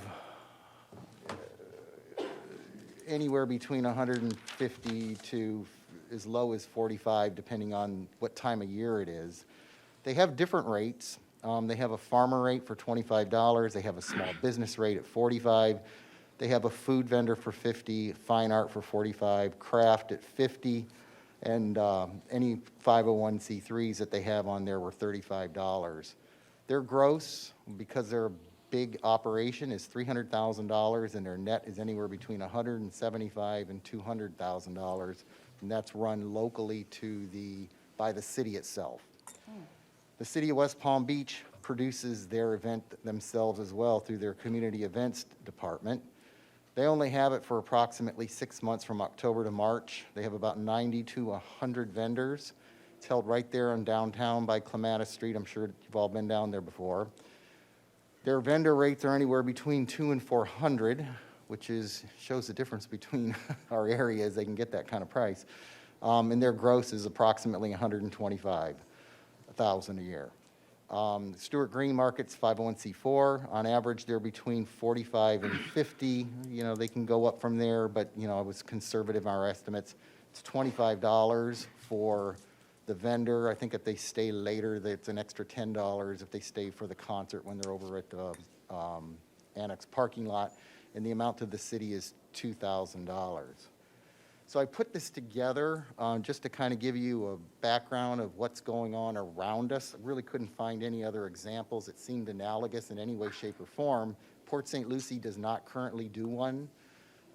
Their answer was they didn't want to really compete with the Fort Pierce Green Market. And I have not heard of one up in Vero Beach.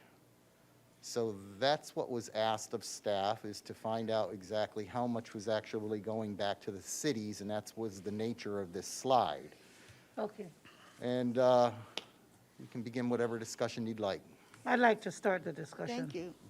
Thank you, Jim. You're welcome. I just had a question. You can either keep that up or not, but for the city of Palm Beach Gardens and the city of West Palm Beach, they seem to pull in a hefty amount, but I was just wondering if those cities actually run the green market, like they have staff and they have something, or are they like the way that we do with the city of Stuart? Do we allow a third-party 501c3 or D or just a group that comes in and does it? In Palm Beach Gardens, their recreation department runs it.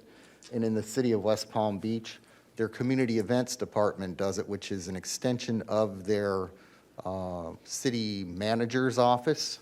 Mary Pinnock is the director of that, and they're also the ones that do things like Clematis by Night. So they have a staff. And as a matter of fact, I think that the Palm Beach Gardens Recreation Department has a green market coordinator and several other people that work with that operation. Okay, and that little amount, that $2,000 from the Stewart Green Market, now, is that just what they pay the city in rent, or what it happens with our little coordinate or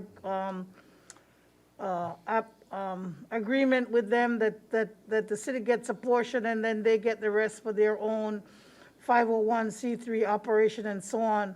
It just seems like it's so small, and I'm not sure how that number is. I thought that the number that I wanted to see, which I saw in another report, but it still wasn't a full number to me, because I think that they were down at like 17 or 14,000 expenses and about 20 or 22,000 or something in the red.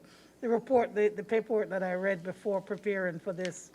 But I thought that somehow, can we show that the green market is making X based on all the vendors that they have, and then truly they spend X per month or per week? And I'm trying to figure out what our point is, and is it that we just want to say, charge them X and that's it, then you go on and do your business?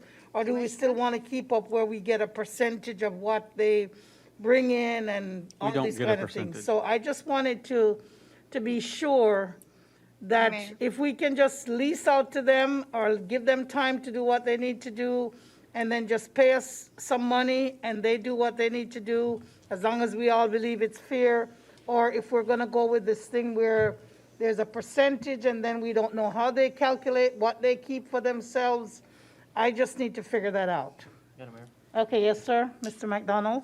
Okay, so, I've been reviewing this paperwork. I think- Before you move on, can I just answer her question? We don't get a percentage. It's a Right. $2,000 Okay, license. that's what I area. wanted to be It's not sure. how it's- Okay, The amount that was charged historically was based upon the fact that we do special event permits, and rather than having the green market apply and our staff process a special event permit every single week for a Sunday event, for all Rock and their- Riverwalk, we had created a scenario where they could get the annual event through one application process, and that's exactly what we ended up doing for the green market as well. And when Mr. Trolsky mentioned the Fort Pierce amount to the city is $5,200, I have no idea what that relationship is, but it sure does look like $100 per week application for special event permit Correct. times 52 weeks. Right. That sounds- That that's seems what- pretty consistent. and I'm sorry, I was playing a little bit of devil's advocate because I wanted to pull everything out, I'm sorry. Go on. Okay. Mr. McDonald. Okay, thank you. So I've been looking over the paperwork that was provided, and I'm not as worried about whether it's $2,000 or $500 or $5,200. What I'm worried about here, as I look at this, I have a concern about the financials. I have a concern about transparency, cooperation, and, everything we do has to be done completely above board. So one of the things that I see here is, I see, for example, gross income for 2019 of 17,000 with 21,000 being spent. But then there's an email that says that there's money that's not incorporated into the financials, and that's a problem because they should be incorporated in the financials, and then they're also not incorporated into the 990 card.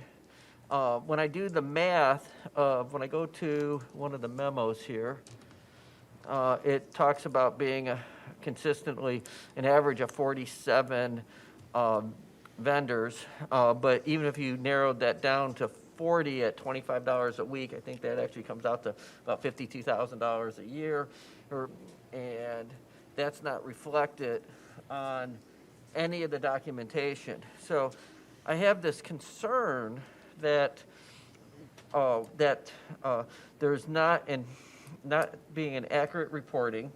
The city of Stuart has said that it's a license agreement. It's not, we have to remember, it's a license agreement, not a lease agreement. This is not a lease, this is a license agreement that we're, just as Commissioner Meyer recalls, when we did a license agreement for Ground Floor Farms years ago, there was certain conditions that went on and above the actual dollars paid to the city. And so, and I think that I'm concerned that we're not getting the reporting. I'm not concerned that we're not getting the benefit that we are expecting for this. I was kind of disappointed when I got this paperwork. So that's all I have for now, and I'm sure I'll Thank you. have more Commissioner later. Meyer?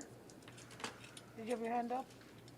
No, but I'll jump in next. I echo exactly what you have to say as and I can kind of provide my experience as having been a vendor at the market over the years. For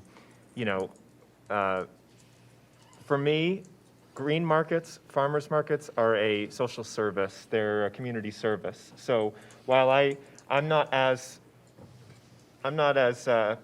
focused on the amount to the city, I'm not worried that it's 2,000.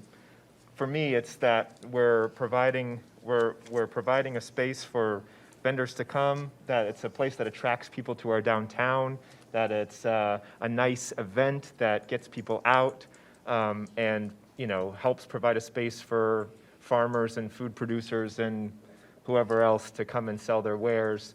For me, the amount to the city isn't really my focus, although I'd certainly be willing to debate whether or not we want to do more. For me, the financials are the issue in that, we can see clearly through the reporting that it's not correct. It's wrong. And so I guess what I need to figure out is how we move forward. Is it, do we define clear, how do we monitor good accounting principles? And is that really something that we need to monitor, or, because, in speaking with Mr. Mortel about the issue, he brought up a good point that, so we have one example here of how we uncovered that things were not reported accurately, but that could happen with any organization, that could happen with any business, it could have happened with Ground Floor Farm, and it happens that we see it now with this reporting, and so I guess we just need to make sure that we have better safeguards in place for the next go around with Stuart Green Market or any other organization, or however we want to do this moving forward.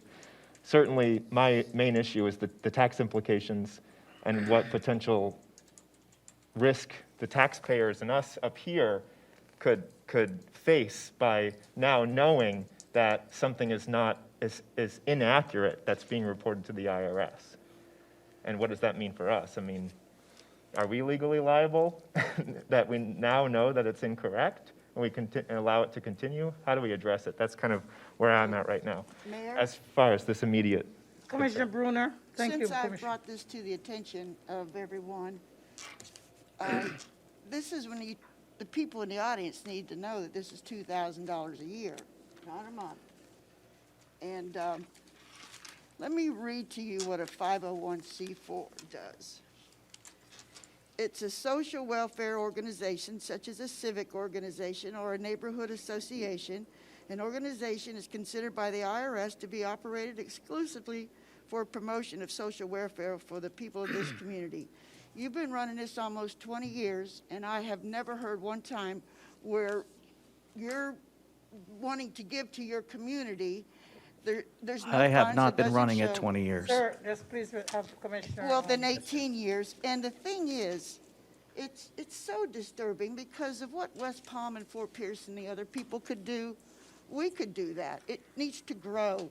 Then we talk about like cash. So do they pay you cash? And I don't know who is the boss here. Sure. You the boss or the three guys that Sure. run it? When everybody is ready, I'd like to address every question that you all Okay, have we're going to asked. give you a chance to make a presentation. Absolutely. I'm just waiting for everybody to, Ms. and I Brunner, do and I you have believe I any can more answer every questions question. or comments? Yeah, I do. Sure. Because I'm whenever you're ready. Yes, sir. You can have a seat until we're ready. We'll call you. Okay, thank you. Are you Ken? I am, my name is Kevin. Kevin? Yes, ma'am. Okay. Did you have a? Yeah, you could sit down, You please. can sit down, Okay. sir. I have this to say, too, an explanation received from Kevin. Let me see if I understand what he said is right. After you collect all the tenants' fees, you said $1,250 on a Sunday, one Sunday, I don't know which one. You take out $300 for a band. Then you take out another $100 for an assistant. That leaves you $850. You take $425 of it for yourself, and then give GM the other half, which is Green Market, the other half to put in the bank. So none of this goes into a bank. And I'd like to know how much is cash, and if it's not cash, what do they write the checks out to? So come forward here, and maybe you can answer a few of these. Yes. Just And I hold probably on, have hold more. on. Becky, do you have any more questions so we can? I get- might, I might. You're. Okay, sir, before you say anything Sure. else? My name is Kevin Osborne. I'm the manager of the Stuart Green Market. Yes, sir. Okay. My And, address? If you could give us a professional address and association that you belong to? Yeah, absolutely. 8227 Southeast Croft Circle, Unit K1, Hope Sound, Florida. What's the name of your organization? Stuart Green Market? Okay, I was going One to of say that many. I'm going to leave the rest of this meeting, or most of it, up to the city manager and the city attorney. Okay, sure. So that if there's any questions, I'm going to let them, because we don't get into a discussion back and forth with you. Absolutely. But all of our council members have a chance in this discussion and deliberation to try to express themselves. But I'm going to Absolutely. let our city attorney keep us in control. So Okay. you're ahead. Okay, thank you. Mrs. Bruner, Mr. McDonald, Mr. Matheson, Mayor Clark, Mr. Meyer, Manager Dias, Attorney Mortel, I hope I can answer all your questions. But I have to start 17 years ago. And I'm going to try to make this quick as I can. There's a man by the name of Bernie Malone who created the Stuart Green Market, okay? He was also the treasurer of the Stuart Green Market. He had complete control of the Stuart Green Market for as long as he was alive. He passed away approximately 3 years ago, give or take 6 months. I don't know the actual date. Nothing could happen without his approval. We all know what kind of individual he was. We all had to follow his regulations, his rules. For some reason, the city of Stuart never did anything to question his authority. Once he passed away, we were thrown every single curveball to the Stuart Green Market to try to save all of these individual vendors. Since Stuart Green Market, since the individual Bernie Malone passed away, we opened up, we got a new attorney, we have a CPA, we've done We have been in complete compliance with COVID and all of the coronavirus issues that we've had. We've moved all around. We're trying to save the vendors the livelihoods of 40 to 50 to 60 families, which is, most of them are their full-time jobs. Here's the problem. When Mr. Malone passed, my wife and I had no idea what to do. We were told exactly what he told us to do. I am a consultant of the Stuart Green Market vendors. My job is to make sure that everybody shows up on time, is as appropriate as a green market as possibly can be. That is my job. That's what Mr. Malone told me to do. He never told me anything about taxation, 501c3, 501c4. He never told me anything to do about SunBiz. He never told me anything to do about how to claim my own taxes. He told me you would collect a portion of the money and that's your income. That's the largest, if I'm not mistaken, the largest nonprofit organization in this country is the Mayo Clinic. Those doctors are not working for free, okay? I'm making on average about $350 to $400 a week, taking care of many people with their jobs. You cannot run a green market, okay, with just produce. I don't know the exact borders, but there is only one farm that I'm aware of in the downtown, in the Stuart region, that's very close to Stuart, that's not even a vendor of ours. I have to do what's best for the people that produce, create, grow, make, and keep it as local and as green as possible. Yesterday, we had over 500 people that walked through the market. There is no non-transparency anymore.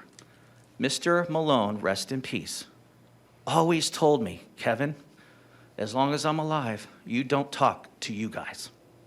Well, I got news for you. I didn't know what to do. I literally followed his lead, and now I am learning as I go. We have done so much in the past 3 years to keep this going. We also have, with your regards to, and you have a very valid point. I totally agree with you. Valid points. This is Just in the past 3 years, maybe, actually, I think it's closer to 4 years, we gave $5,000 to Christmas lights for the city of Stuart, $5,000 to the electric at the parking lot right behind Mayor Clark for electric hookup. Right before, or I want to say right before, but a few months before Mr. Malone passed away, our board voted on giving $60,000 to, and I forgot the name, Voluntaries in Medicine. He never told me that we had to approve it with you guys. I didn't know. I'm learning as we go. We are becoming as transparent as we possibly can. We have nothing to hide. You want to know, if you want to ask me something, ask me. I was a small grower like Mr. Meyer. I am not even worried about the money. I am worried about the people that are trying to survive in the COVID-19 situation. We have nonprofits that come in every single week, a space. We have got Animals Adoptions, Boys and Girl Scouts, Elevate Hope, House of Hope, River Warriors. One of the city commissioners actually wanted to work at the market for a couple of weekends to help become reelected, okay? We're doing everything we possibly can for the city, for the community. There is no, and I'm going to tell you this again, there is no non-transparency. The only non-transparency that we have is that we are learning as we go. We have nothing to hide. This is not about making $400. I have another job. I have my own business. I know exactly how hard it is. This is I've been doing this for a long time because I care about the community. I care about the people. I don't care about the money. If we're doing that wrong, tell us what to do. But after Mr. Malone passed away, nobody told me anything. We're learning as we go. And finally, I just want to say a couple more things, and then I'm going to let you go, and then you can tell me anything else you want. Last year, because we had to learn what the difference is, Mr. Trolsky taught me on how the difference between a 501c3 and a 501c4 was. That cost the Stuart Green Market almost $10,000 because we had to pay $259 a week to you. And I had no idea. I had no idea what I was doing because when Mr. Malone passed away, his legacy passed away along with all of the confusion. We're not out to make money. I could easily raise the price to $40 or $50 or $100. $25 a week. It's not about the money. It's about the community. Thank you. Thank you. I know Members that we members have of the board, if I commission. could just clarify a couple of issues there, because it inferred that staff did nothing on the green market, and I just want to be very clear that I have about 50 emails that took place in July of 2018 when it came to the city's attention that they had donated $60,000 to the non-city charitable contribution. And I, in addition to meeting with staff and contacting the IRS and doing other research, I remember sitting in this room right here with the board and explaining to them that that was not the appropriate measure, that they were not a nonprofit, that they needed to have their bank records. And they said, well, we're just using Bernie's personal account. And I said, that's illegal. You can't do that. And I said, you need to have an audit and you need to report monthly what your revenues are. And the board is fiduciarily responsible for the actions of the 501c3. And the reason it wasn't brought to the city's attention is because those board members breached their duty as board members. And I explained that the entire thing needed to be redone or we needed to stop immediately. The board then applied for 501c3 status, was when told by the IRS that they were in fact not a charitable organization because they couldn't demonstrate that they had done any charity ever. And as a result, they applied for 501c4, which is fine, but the money they spent on lawyers wasn't because of something the city had done. But if they have an accountant and a lawyer since 2018, they should know the general account. By the way, I'm not about the money either. I don't care if the city waives the money. To me, it's about the city can't give away its parking lot or its public land to a private business, and it has to be a 501c something organization. And in order to qualify for that, there's certain IRS criteria, and I remember we spent about an hour and a half sitting in this room going over it all. So to act like the city didn't help or didn't know anything, and then to learn tonight that the goal of the board was to not speak to the city and to conceal from the city concerns me. But it wasn't accurate to say that for the last 3 years, the city wasn't involved and that we were assured there was a lawyer and an accountant and general accounting principles. So That's If for the last 3 if I years, make, Mike? if I just may make just one quick point. First of all, there is no blame to you guys, none. That's not the point. Mr. Mortel is exactly right. That's not what we're asking. What we're saying is this: we had no education on anything outside of a couple of meetings here and there. We're talking about a little green market. We're not talking about, the bridge that's broken down. I understand everybody's point. I get it. But we have to work together so we can understand what you want and you can understand what we want. It's not as complicated as everybody is making it. Madam Mayor, may I say a few things? Yeah, this is We all Mr. do. Bradley? Myself? Yeah, what's your No, name again? Mr. Osborne, Kevin Osborne. What's Mr. Mortel, do you know who are the principals on the organization as it stands now? by the way, I don't have any idea when. I'm sorry. Because the information on their 990 is different, and I looked They at don't the file a s- 990. And the Oh, Sun Biz, they have okay. now? None of this was ever happening when Mr. Malone was alive. was Nobody 3 years did ago. anything for 13 years. And then when he passes, we get attacked. Well, did everybody get to enjoy the money for 13 years or what? You mean veterans in a medicine, the $60,000? Yes. When I took it over, we had Hold on, $7,000. Thank you, sir. 60,000. I'm hoping that I asked Mr. Mortel and Mr. City Manager to help me. I do not want it to seem as if you're being attacked and that our commissioners are Thank you. fighting back and forth with you. We want to have a proper discourse here, and we want to share information. Thank you. Mr. Mortel, Mr. M. McDonald. Thank you, you all. Thank you, Madam Mayor.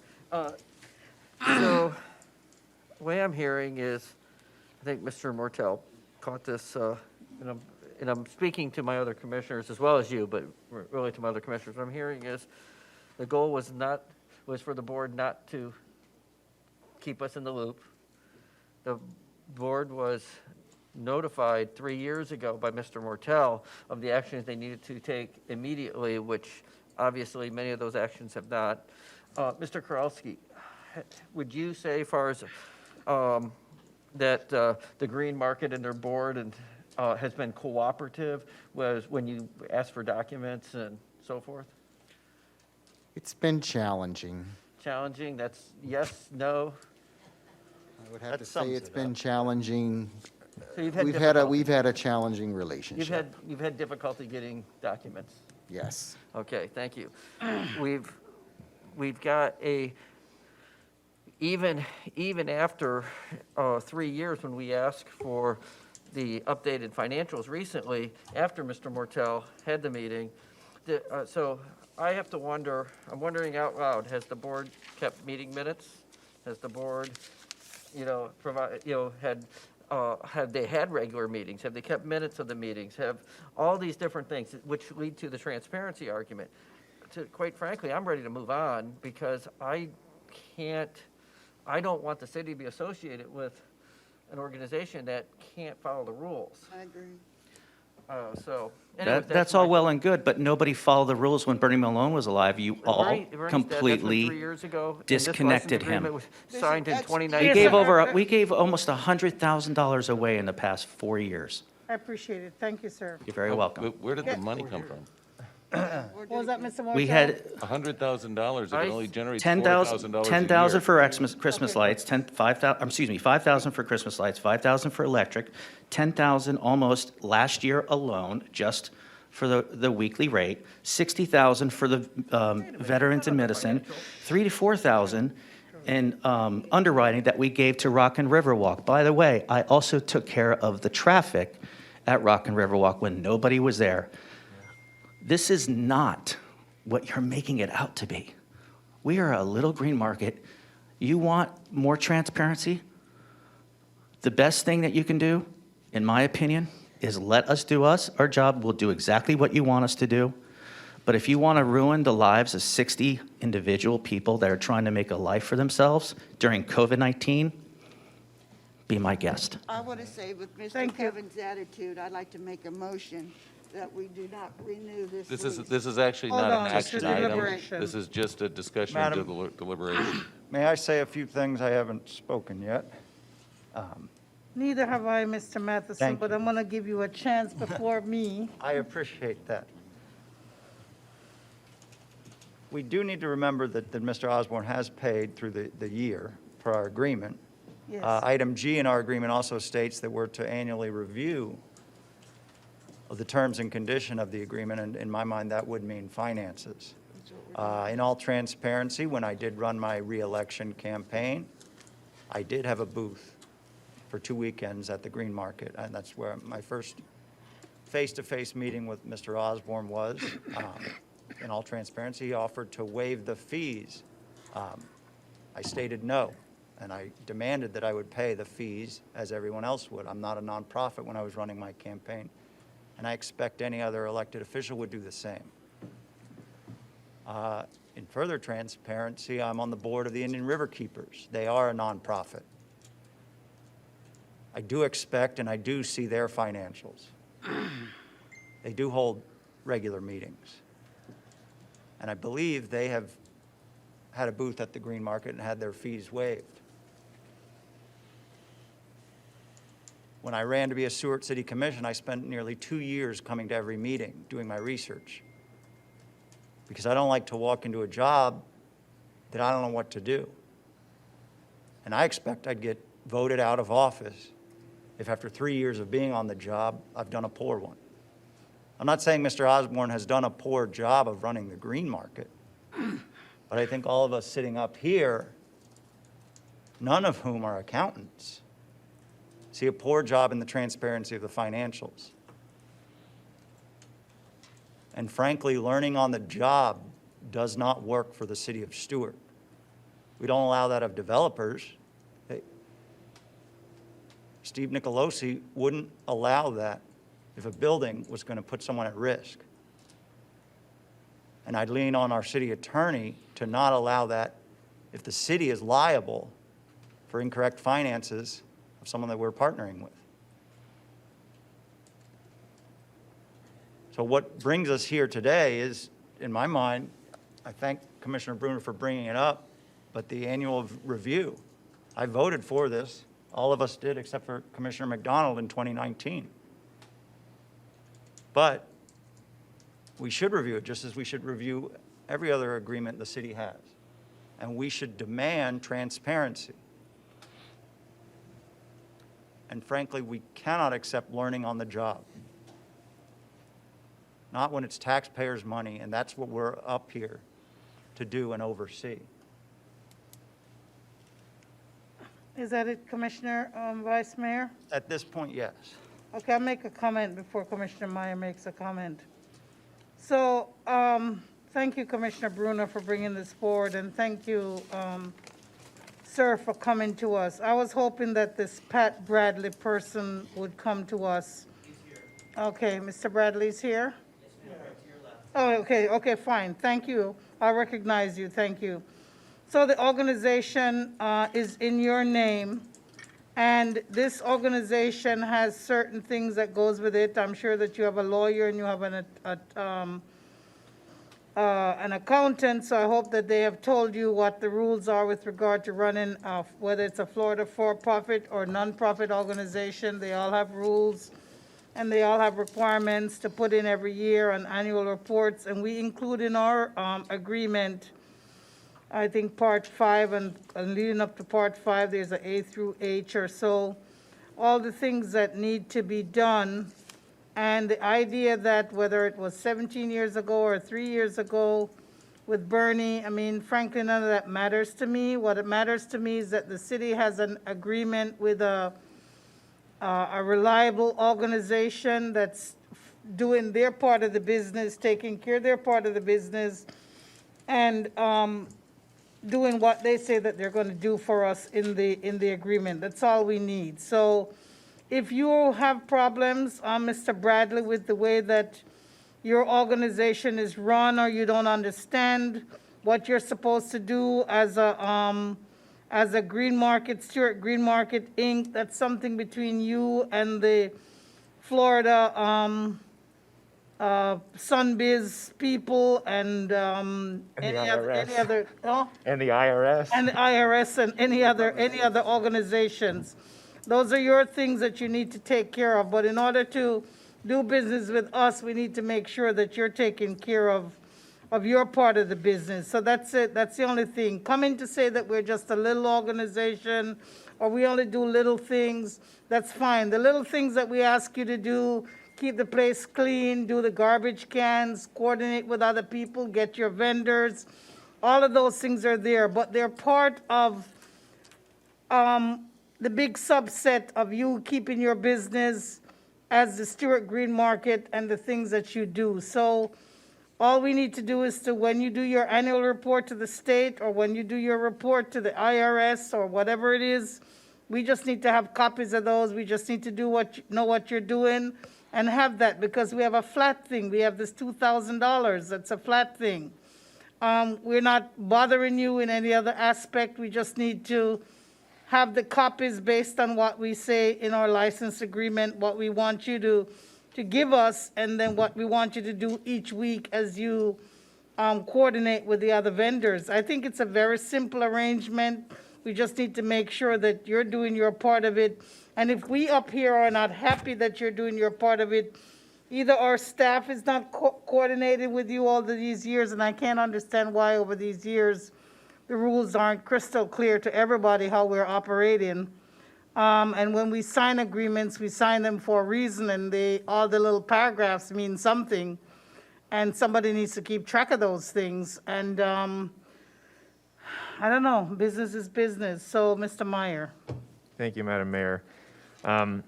So I want to make sure we're kind of focusing also on the important point that, you know, what do we want the, I mean, yes, right now, the Stuart Green Market has been an organization doing this for the last 17 years. It is a little market. We are a little city of Stuart.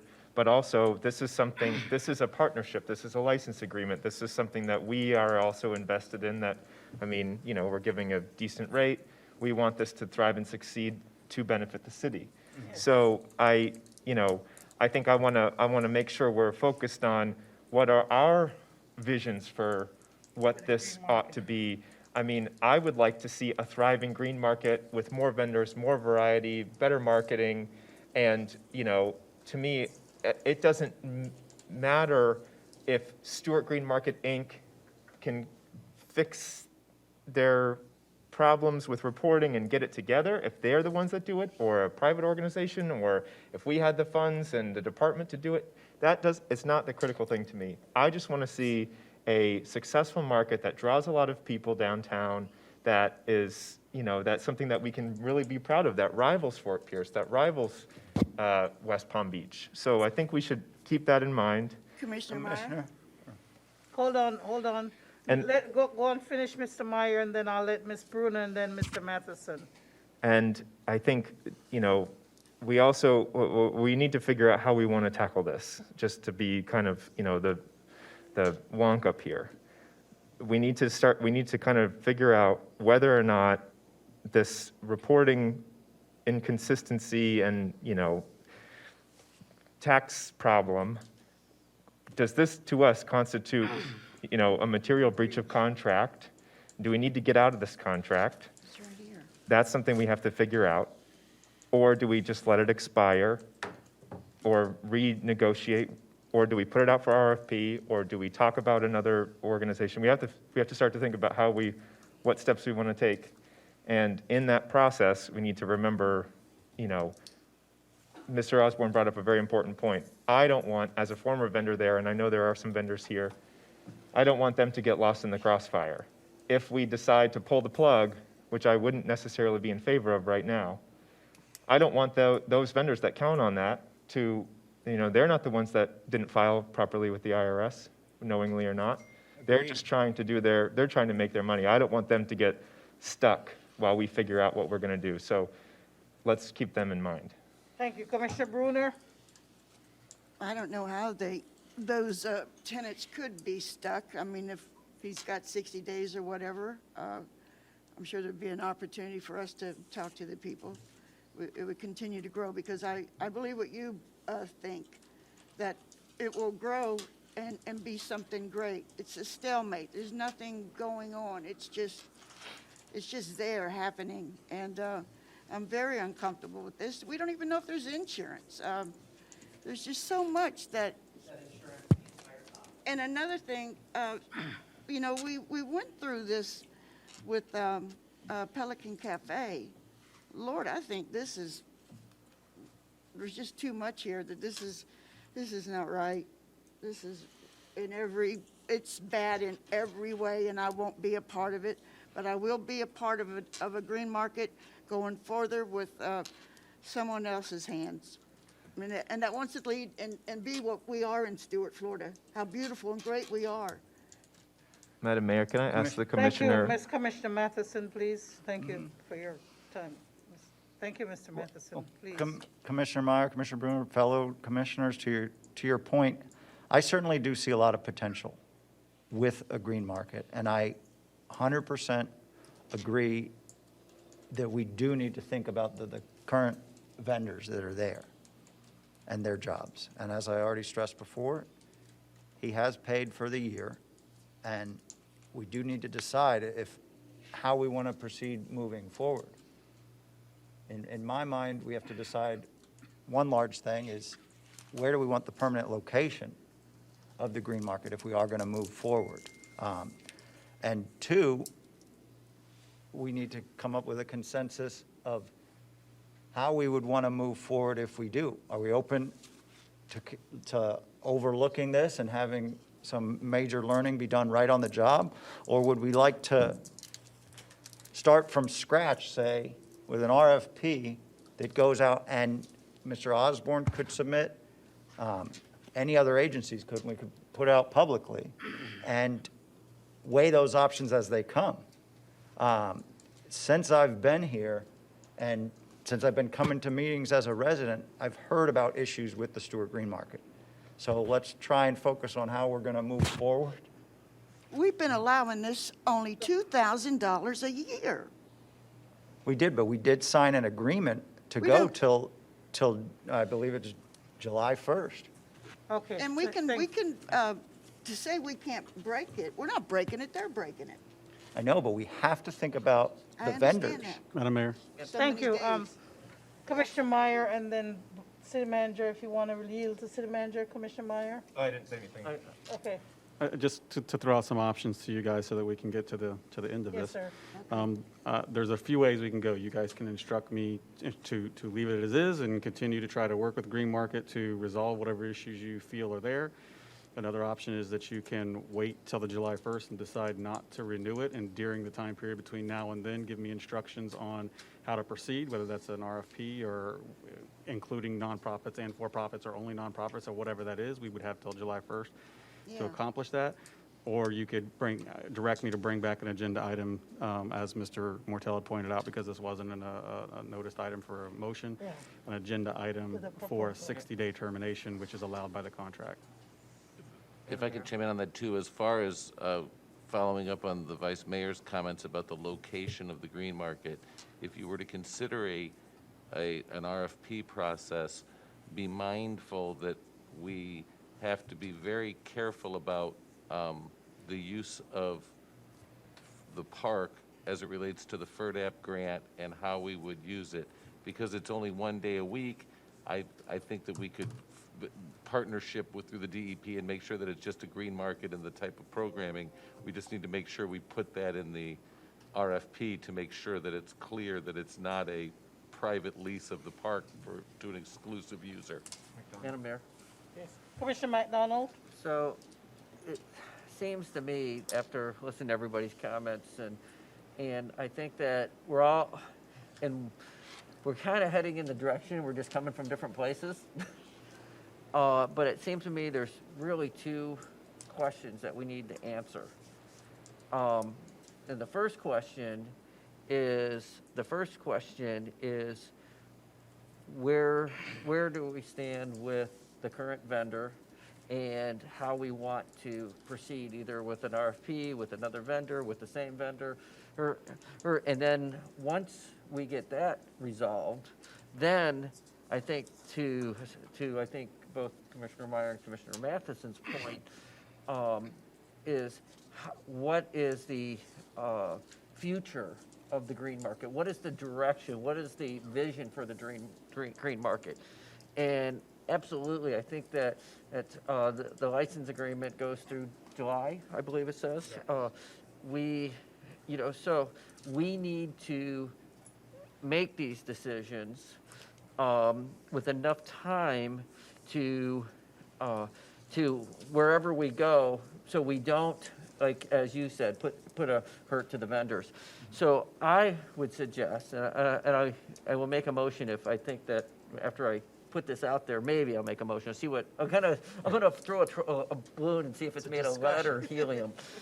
And but I think that maybe what we need to do is we all need to take in what we've heard tonight, have talk with Mr. Dias, and have he can then bring back an agenda item in 2 or 4 weeks, maybe the second meeting in March, for us to actually make the decision as to where we're going with our current vendor. And then once we determine that, then we can come back on another night and work on the vision. That sounds good. If that sounds like something that, I'm not seeing any people going, oh, no, so I'm going to make that a motion that we bring that back in a month. You think you have enough time in a month? Yeah, but so what I'm assuming that you're saying is to do the 60-day termination clause. Yeah, Because we'll decide if we're going to at that point. Would that give us time? Yeah, I can If bring it back we- next you know- next commission meeting. I mean, it's nothing for us to discuss. It's y'all's decision on whether Yeah, or I not know, you that's what I wanna. mean, but does that give us time to, so this way we can take in what we've learned tonight, come back, have a discussion, decide if we're going to terminate or if we're going to continue. And then, once we decide that, then we can come back at a later date and figure out the vision. My thoughts on that are we could give a little more direction. I mean, I like the RFP process, and I would encourage Mr. Osborne to apply. But if we looked at this like coming in July, over the next month or two, we asked staff to put out an RFP, and that was our intention right now, in the Well, name this of is- transparency. So that's why I say, I think either way, we need Like to to have know another if meeting. they would apply for the RFP and others would, and then we could, Yeah, and I agree with that. I'm just saying, from a timing point, we need to move it to a meeting to have the agenda item to decide if we want to terminate, which would be, I was saying in 2 meetings, but we could do it at the next meeting. well, What I'm is not an even RFP? pushing Sir, termination. Well, we're Request discussing- for we're proposal. discussing, we don't need any. I'm and not then- pushing and then- termination. Well, It would be after, I mean, at we the don't have to termination- renew. Yeah, when I say termination, expiration. Okay. Maybe the word I should be using is expiration. Yeah, when you said activate their 60-day termination clause, that's Okay. what threw me off. Okay, yeah, I'm talking about the end of the Okay. agreement, whether we renew or. Exactly. Or, so, my mistake for my lack of. I think we all are in agreement, we need clarity Yes. with a new agreement on how the financials are reported, our vision of the green market, what we want going forward. Yes, And an absolutely. RFP The could RFP could do outline that. all that. And I think that we need to, again, like I said, we should bring it back I'll say bring it back at the next meeting to decide if we're gonna do the RFP, which I'm in favor of that at this point. But we need to bring it back as an agenda item, not as D&D, that we're here now. Okay, Mr. McDonald, before you refinalize your proposed motion, do you have any question for Mr. Osborne? No. Okay. Madam Mayor, I have a Yes, sir. question. What sort of time frame would, an RFP realistically take? Let's say, So we could do an RFP based upon the current use and the current thing and have it literally advertised for 2 weeks or 30 days, or you could have it nationally advertised and spend a year. I mean, obviously, there's a Right. means to an ends there, but the problem right now, as I see it, is writing the RFP. If we put out the RFP that the current green market's operating under, it would be in this parking lot out here, not in Flagler Park, on Saturdays from 9 to noon, and then from 1 to 4, it would share space with Rock and Riverwalk, because that's technically the pre-COVID thing. So the commission probably needs to give staff direction on what it wants. Does it want it to be in Flagler Park? Does it want to be in Memorial Park? Does it want to be in the parking lot? Because it's kind of hard to ask for bids.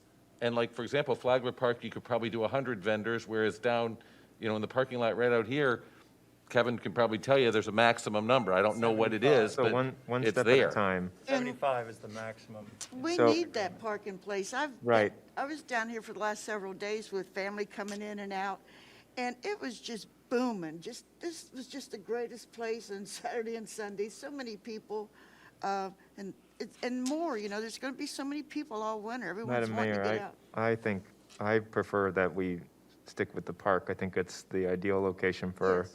for a market. Flagler Park, okay. Let me mean- say this, I think that Mr. Mr. McDonald's trying to formulate a motion. I'm gonna go out of turn right now, and I'm gonna ask if Mr. Bradley, who's the owner of the Stuart Market, Inc., if you'd like to address our city commission on any matter or just to say hello to us, I'd like to give you an opportunity to speak, sir. And if we, for point of clarification, it's my understanding that this is actually a social, non-for-profit organization run by a board, and I think Kevin introduced himself as the managing member. I'm not sure if he's the manager or the managing member, because I don't know, but I think, Mr. Bradley I is don't think the that it's actually owned, I think it's a MGM or board. something. Should we have public? Mr. Bradley, all do you? public comment? No, we're not, he hasn't formulated this thing. I'm breaking through, I'm asking Mr. Bradley to speak, if he wants to. I doubt if he does. I'm sorry, he's missing his hearing aids. I have a hearing aid problem. Okay, just come, we'll listen to you, you talk. Thank you very much. Come right up, sir. Well, let's ask what his role is. Is he the president? Yes. Thank Can you you give very us your much. name and your address and tell us how you are related to your role with Stuart Green Market, Inc.? My name is Patrick Bradley, and I'm sorry, the other part of the question you would ask? Address. 3800 Southwest St. Lucie Shores Drive, Palm City, Florida. How are you related to Stuart Green Market, Inc.? I am the founder of the Stuart Green Market. Okay. Can we ask if he's? And as it has been said already, that at that time I had talked to Bernie Maloney, who was the commissioner here at that time, and he is the one that aided me and helped me get this market started. And it has been successful all these years, and I thank the board very much for hearing me and considering all the things that you have considered. So thank you. Thank you, sir. Our board is about to make some suggestions and motions. And if our board has any question, whether of Mr. Bradley or his wife, who can help to understand what's going on, could you please ask your question, Mr. Meyer? Oh, just wanted to know, are you the president of the Stuart Green Market Yes. Board? Okay. Yes, Thank that's you, what sir. it's showing on the Sunbiz. And do you meet as a board? How frequently does the Stuart Green Market Board meet to review finances or provide direction? For day-to-day operation, questions and answers, I would say we do that weekly, because when we're at the market, we do meet if things needed taken care of. Now, before May 1st of each year, do you have an annual meeting from December to May? Do you have an annual meeting once a year for your organization? We have in the past, yes. When was the last one? I'm sorry, I cannot answer that. Have you Other filed than- your annual Other report than for this year? the meekly one, but I do not have the date of the past when we were got together. Do you have Okay. minutes for the, copies of the minutes from that meeting? For those Pardon? meetings? Minutes for those meetings? Yes. Can we have a copy of the minutes? We'll have to dig them out, yes, yes. Do you file those minutes or any report with the Florida Division of Corporations? An annual report? Yes, that is filed every year. Okay.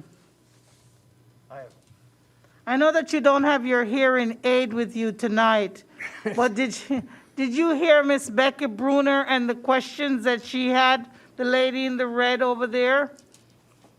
Do you think you have an understanding that we Yeah. want to get the numbers as to how business is done with your organization? We agree that you pay us $2,000 a year, but we want to make sure that you're doing your part as an organization to meet all the state requirements and all the IRS requirements. Yes, we most certainly do. We take care of them all the time. Thank you, sir. Mr. McDonald, any questions for Mr. Bradley? No, I just appreciate the fact that you're going to get me a copy of those minutes, so if you could give them to have them given to Mr. Koralski. Thank you. All right, And do you also a copy of your bylaws? okay. Okay. And Madam Mayor? Yes, sir, Mr. One moment, sir. Are you Mrs. Bradley? Mr. Bradley, would you like to sit down while you're discoursing with us? It gets kind of nervous and tiring. You can pull up his chair. He can sit in a chair. Yeah, pull up his chair for him, please. Go on, Mr. Meyer. You can have a seat, sir. Me? Yes, sir.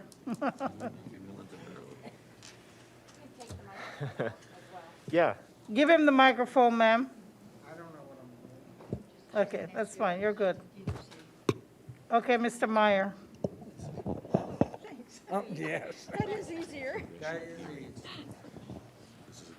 Thank you, sir.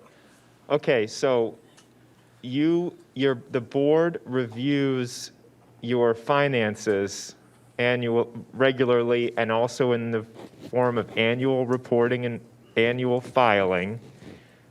Are you and the board aware, sounds silly, but the difference between gross receipts and gross income and net income? When you file your reporting with the IRS, that you... Okay. Okay, I want to thanks. caution the commission, hold on. I want to caution the commission about this line of questioning. This is, you're breaching into some areas Into their, that could their, be their criminal, and you business. should not be I asking these understand that. questions. And all I want to do is he gave us assurance that he would be. He's free to answer, but we should probably explain to him that in the event that your board is breaking the law and failing to report to the IRS, that anything you say can and will be used against you in a court of law, and you could be subjecting to yourself to criminal prosecution for things that you say tonight, because it's being tape recorded. Right, and all I want to say to Mr. Bradley is that we have this license agreement, and we want to make sure that your organization and whoever is assisting you is doing all that they can. I think that we're good. I just wanted you, because you took the time to came down here to meet us, to talk to us, so that you don't go back home and be confused that I could have said this to the commissioners, I could have said that. So, and you have a representative who's speaking to you, and we want to be fair, but we want to be open and transparent. This is why we're here, and this is why you do business with us. Mr. McDonald is in the process of making a motion. I'm going to let him clarify his motion. If we have any other discussion, if he gets a second, fine. If not, I'm going to leave it to city manager to try and formulate something for us. And let's go, Mr. McDonald. Madam Mayor, Mr. Dias, I think, would like to say something. as a point of clarity, Mr. Mortel has pointed out that this contract, or lease agreement, or license agreement, sorry, is actually perpetual. It does not end on July 1st. Okay, good job, Mr. Mortel. Thank you So for it would that. be a 60-day termination At any time. at any time. Okay.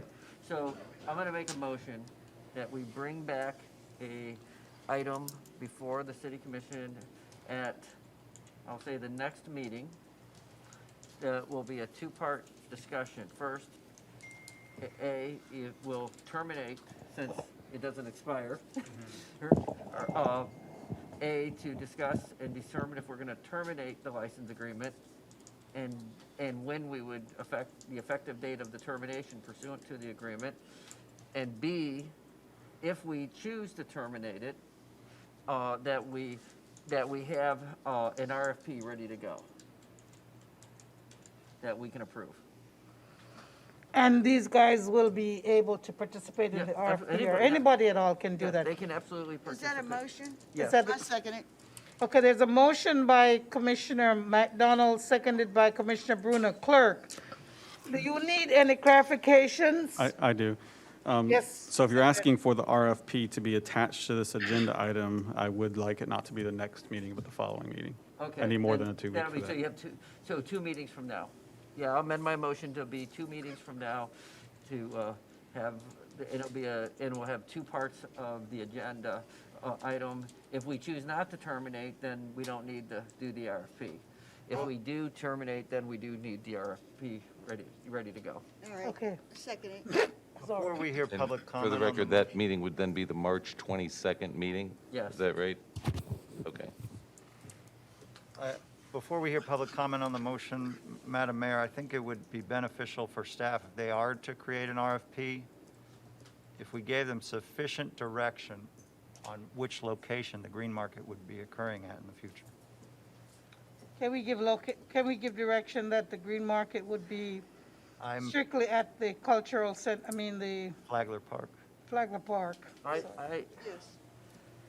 haven't done enough research on that for me to have a educated opinion on which location. I trust that, I certainly understand Commissioner Meyer's position, but I'm also a little bit concerned about in the future regarding parking when Hudson's opens up down there. So I think that would be something I'd love to see staff investigate and make that part of their presentation. And when we choose if we choose an RFP, we can decide at that point based on their presentation and all of us educating ourselves on that. So your motion is for them to contemplate both options? Yes. Yes, Okay. thank you.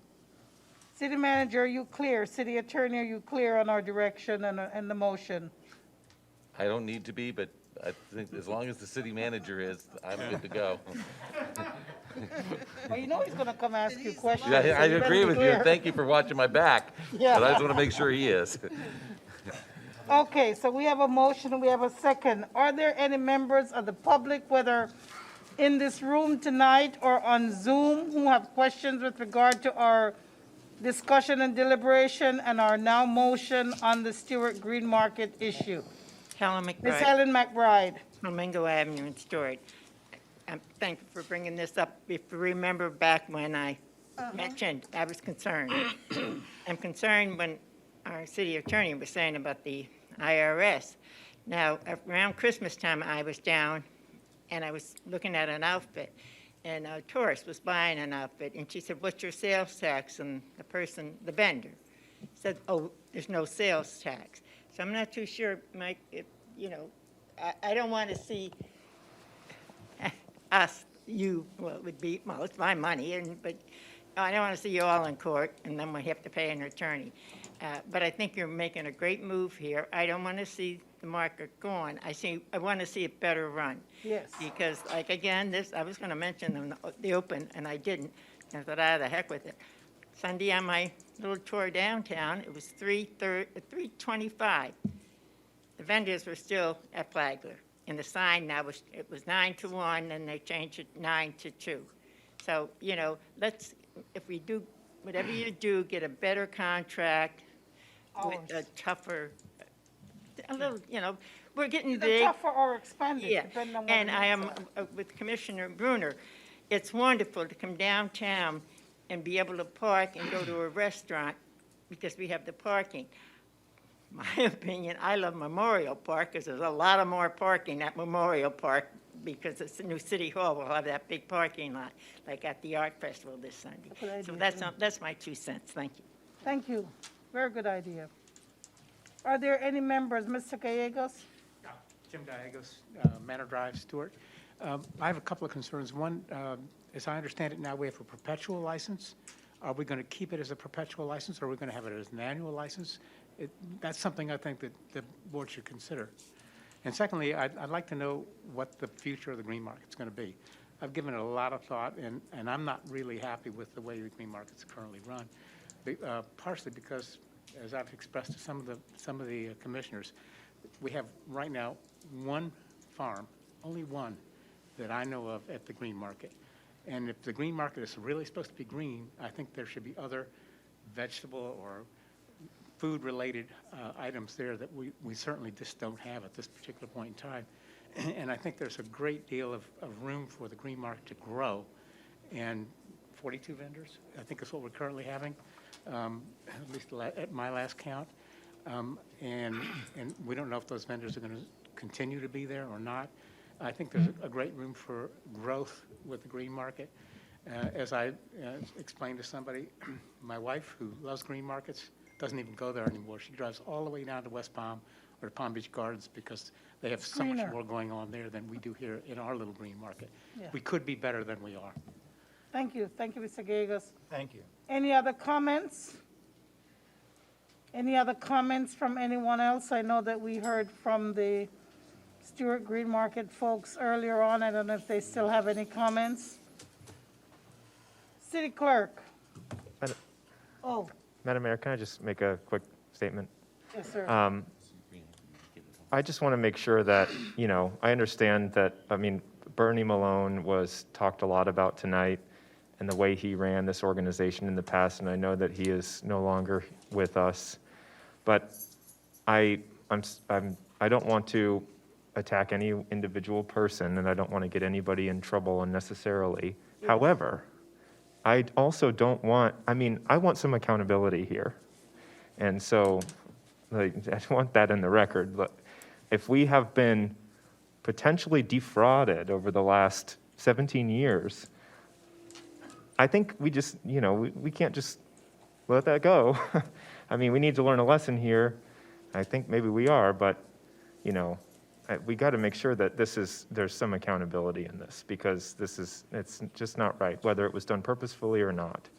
So that's what I'd like to say. Thank you so much. And for those who may have gotten into a heated discussion, since we've had this discussion, we still have to vote on it. I just want to say that I appreciate those who maintained our civility according to our records and our rules and guidelines.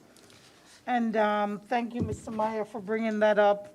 And we just want to make sure that even when we have transparent discussions, that we don't do anything to particularly personally attack anyone. At this time, I will, though, call on our clerk. Okay, Commissioner McDonald, Yes. Vice Mayor Matheson, Yes. Commissioner Meyer, Yes. Commissioner Bruner, Yes. Mayor Clark. Yes. If there's no other matters that was on our agenda or anybody called up, we are adjourned.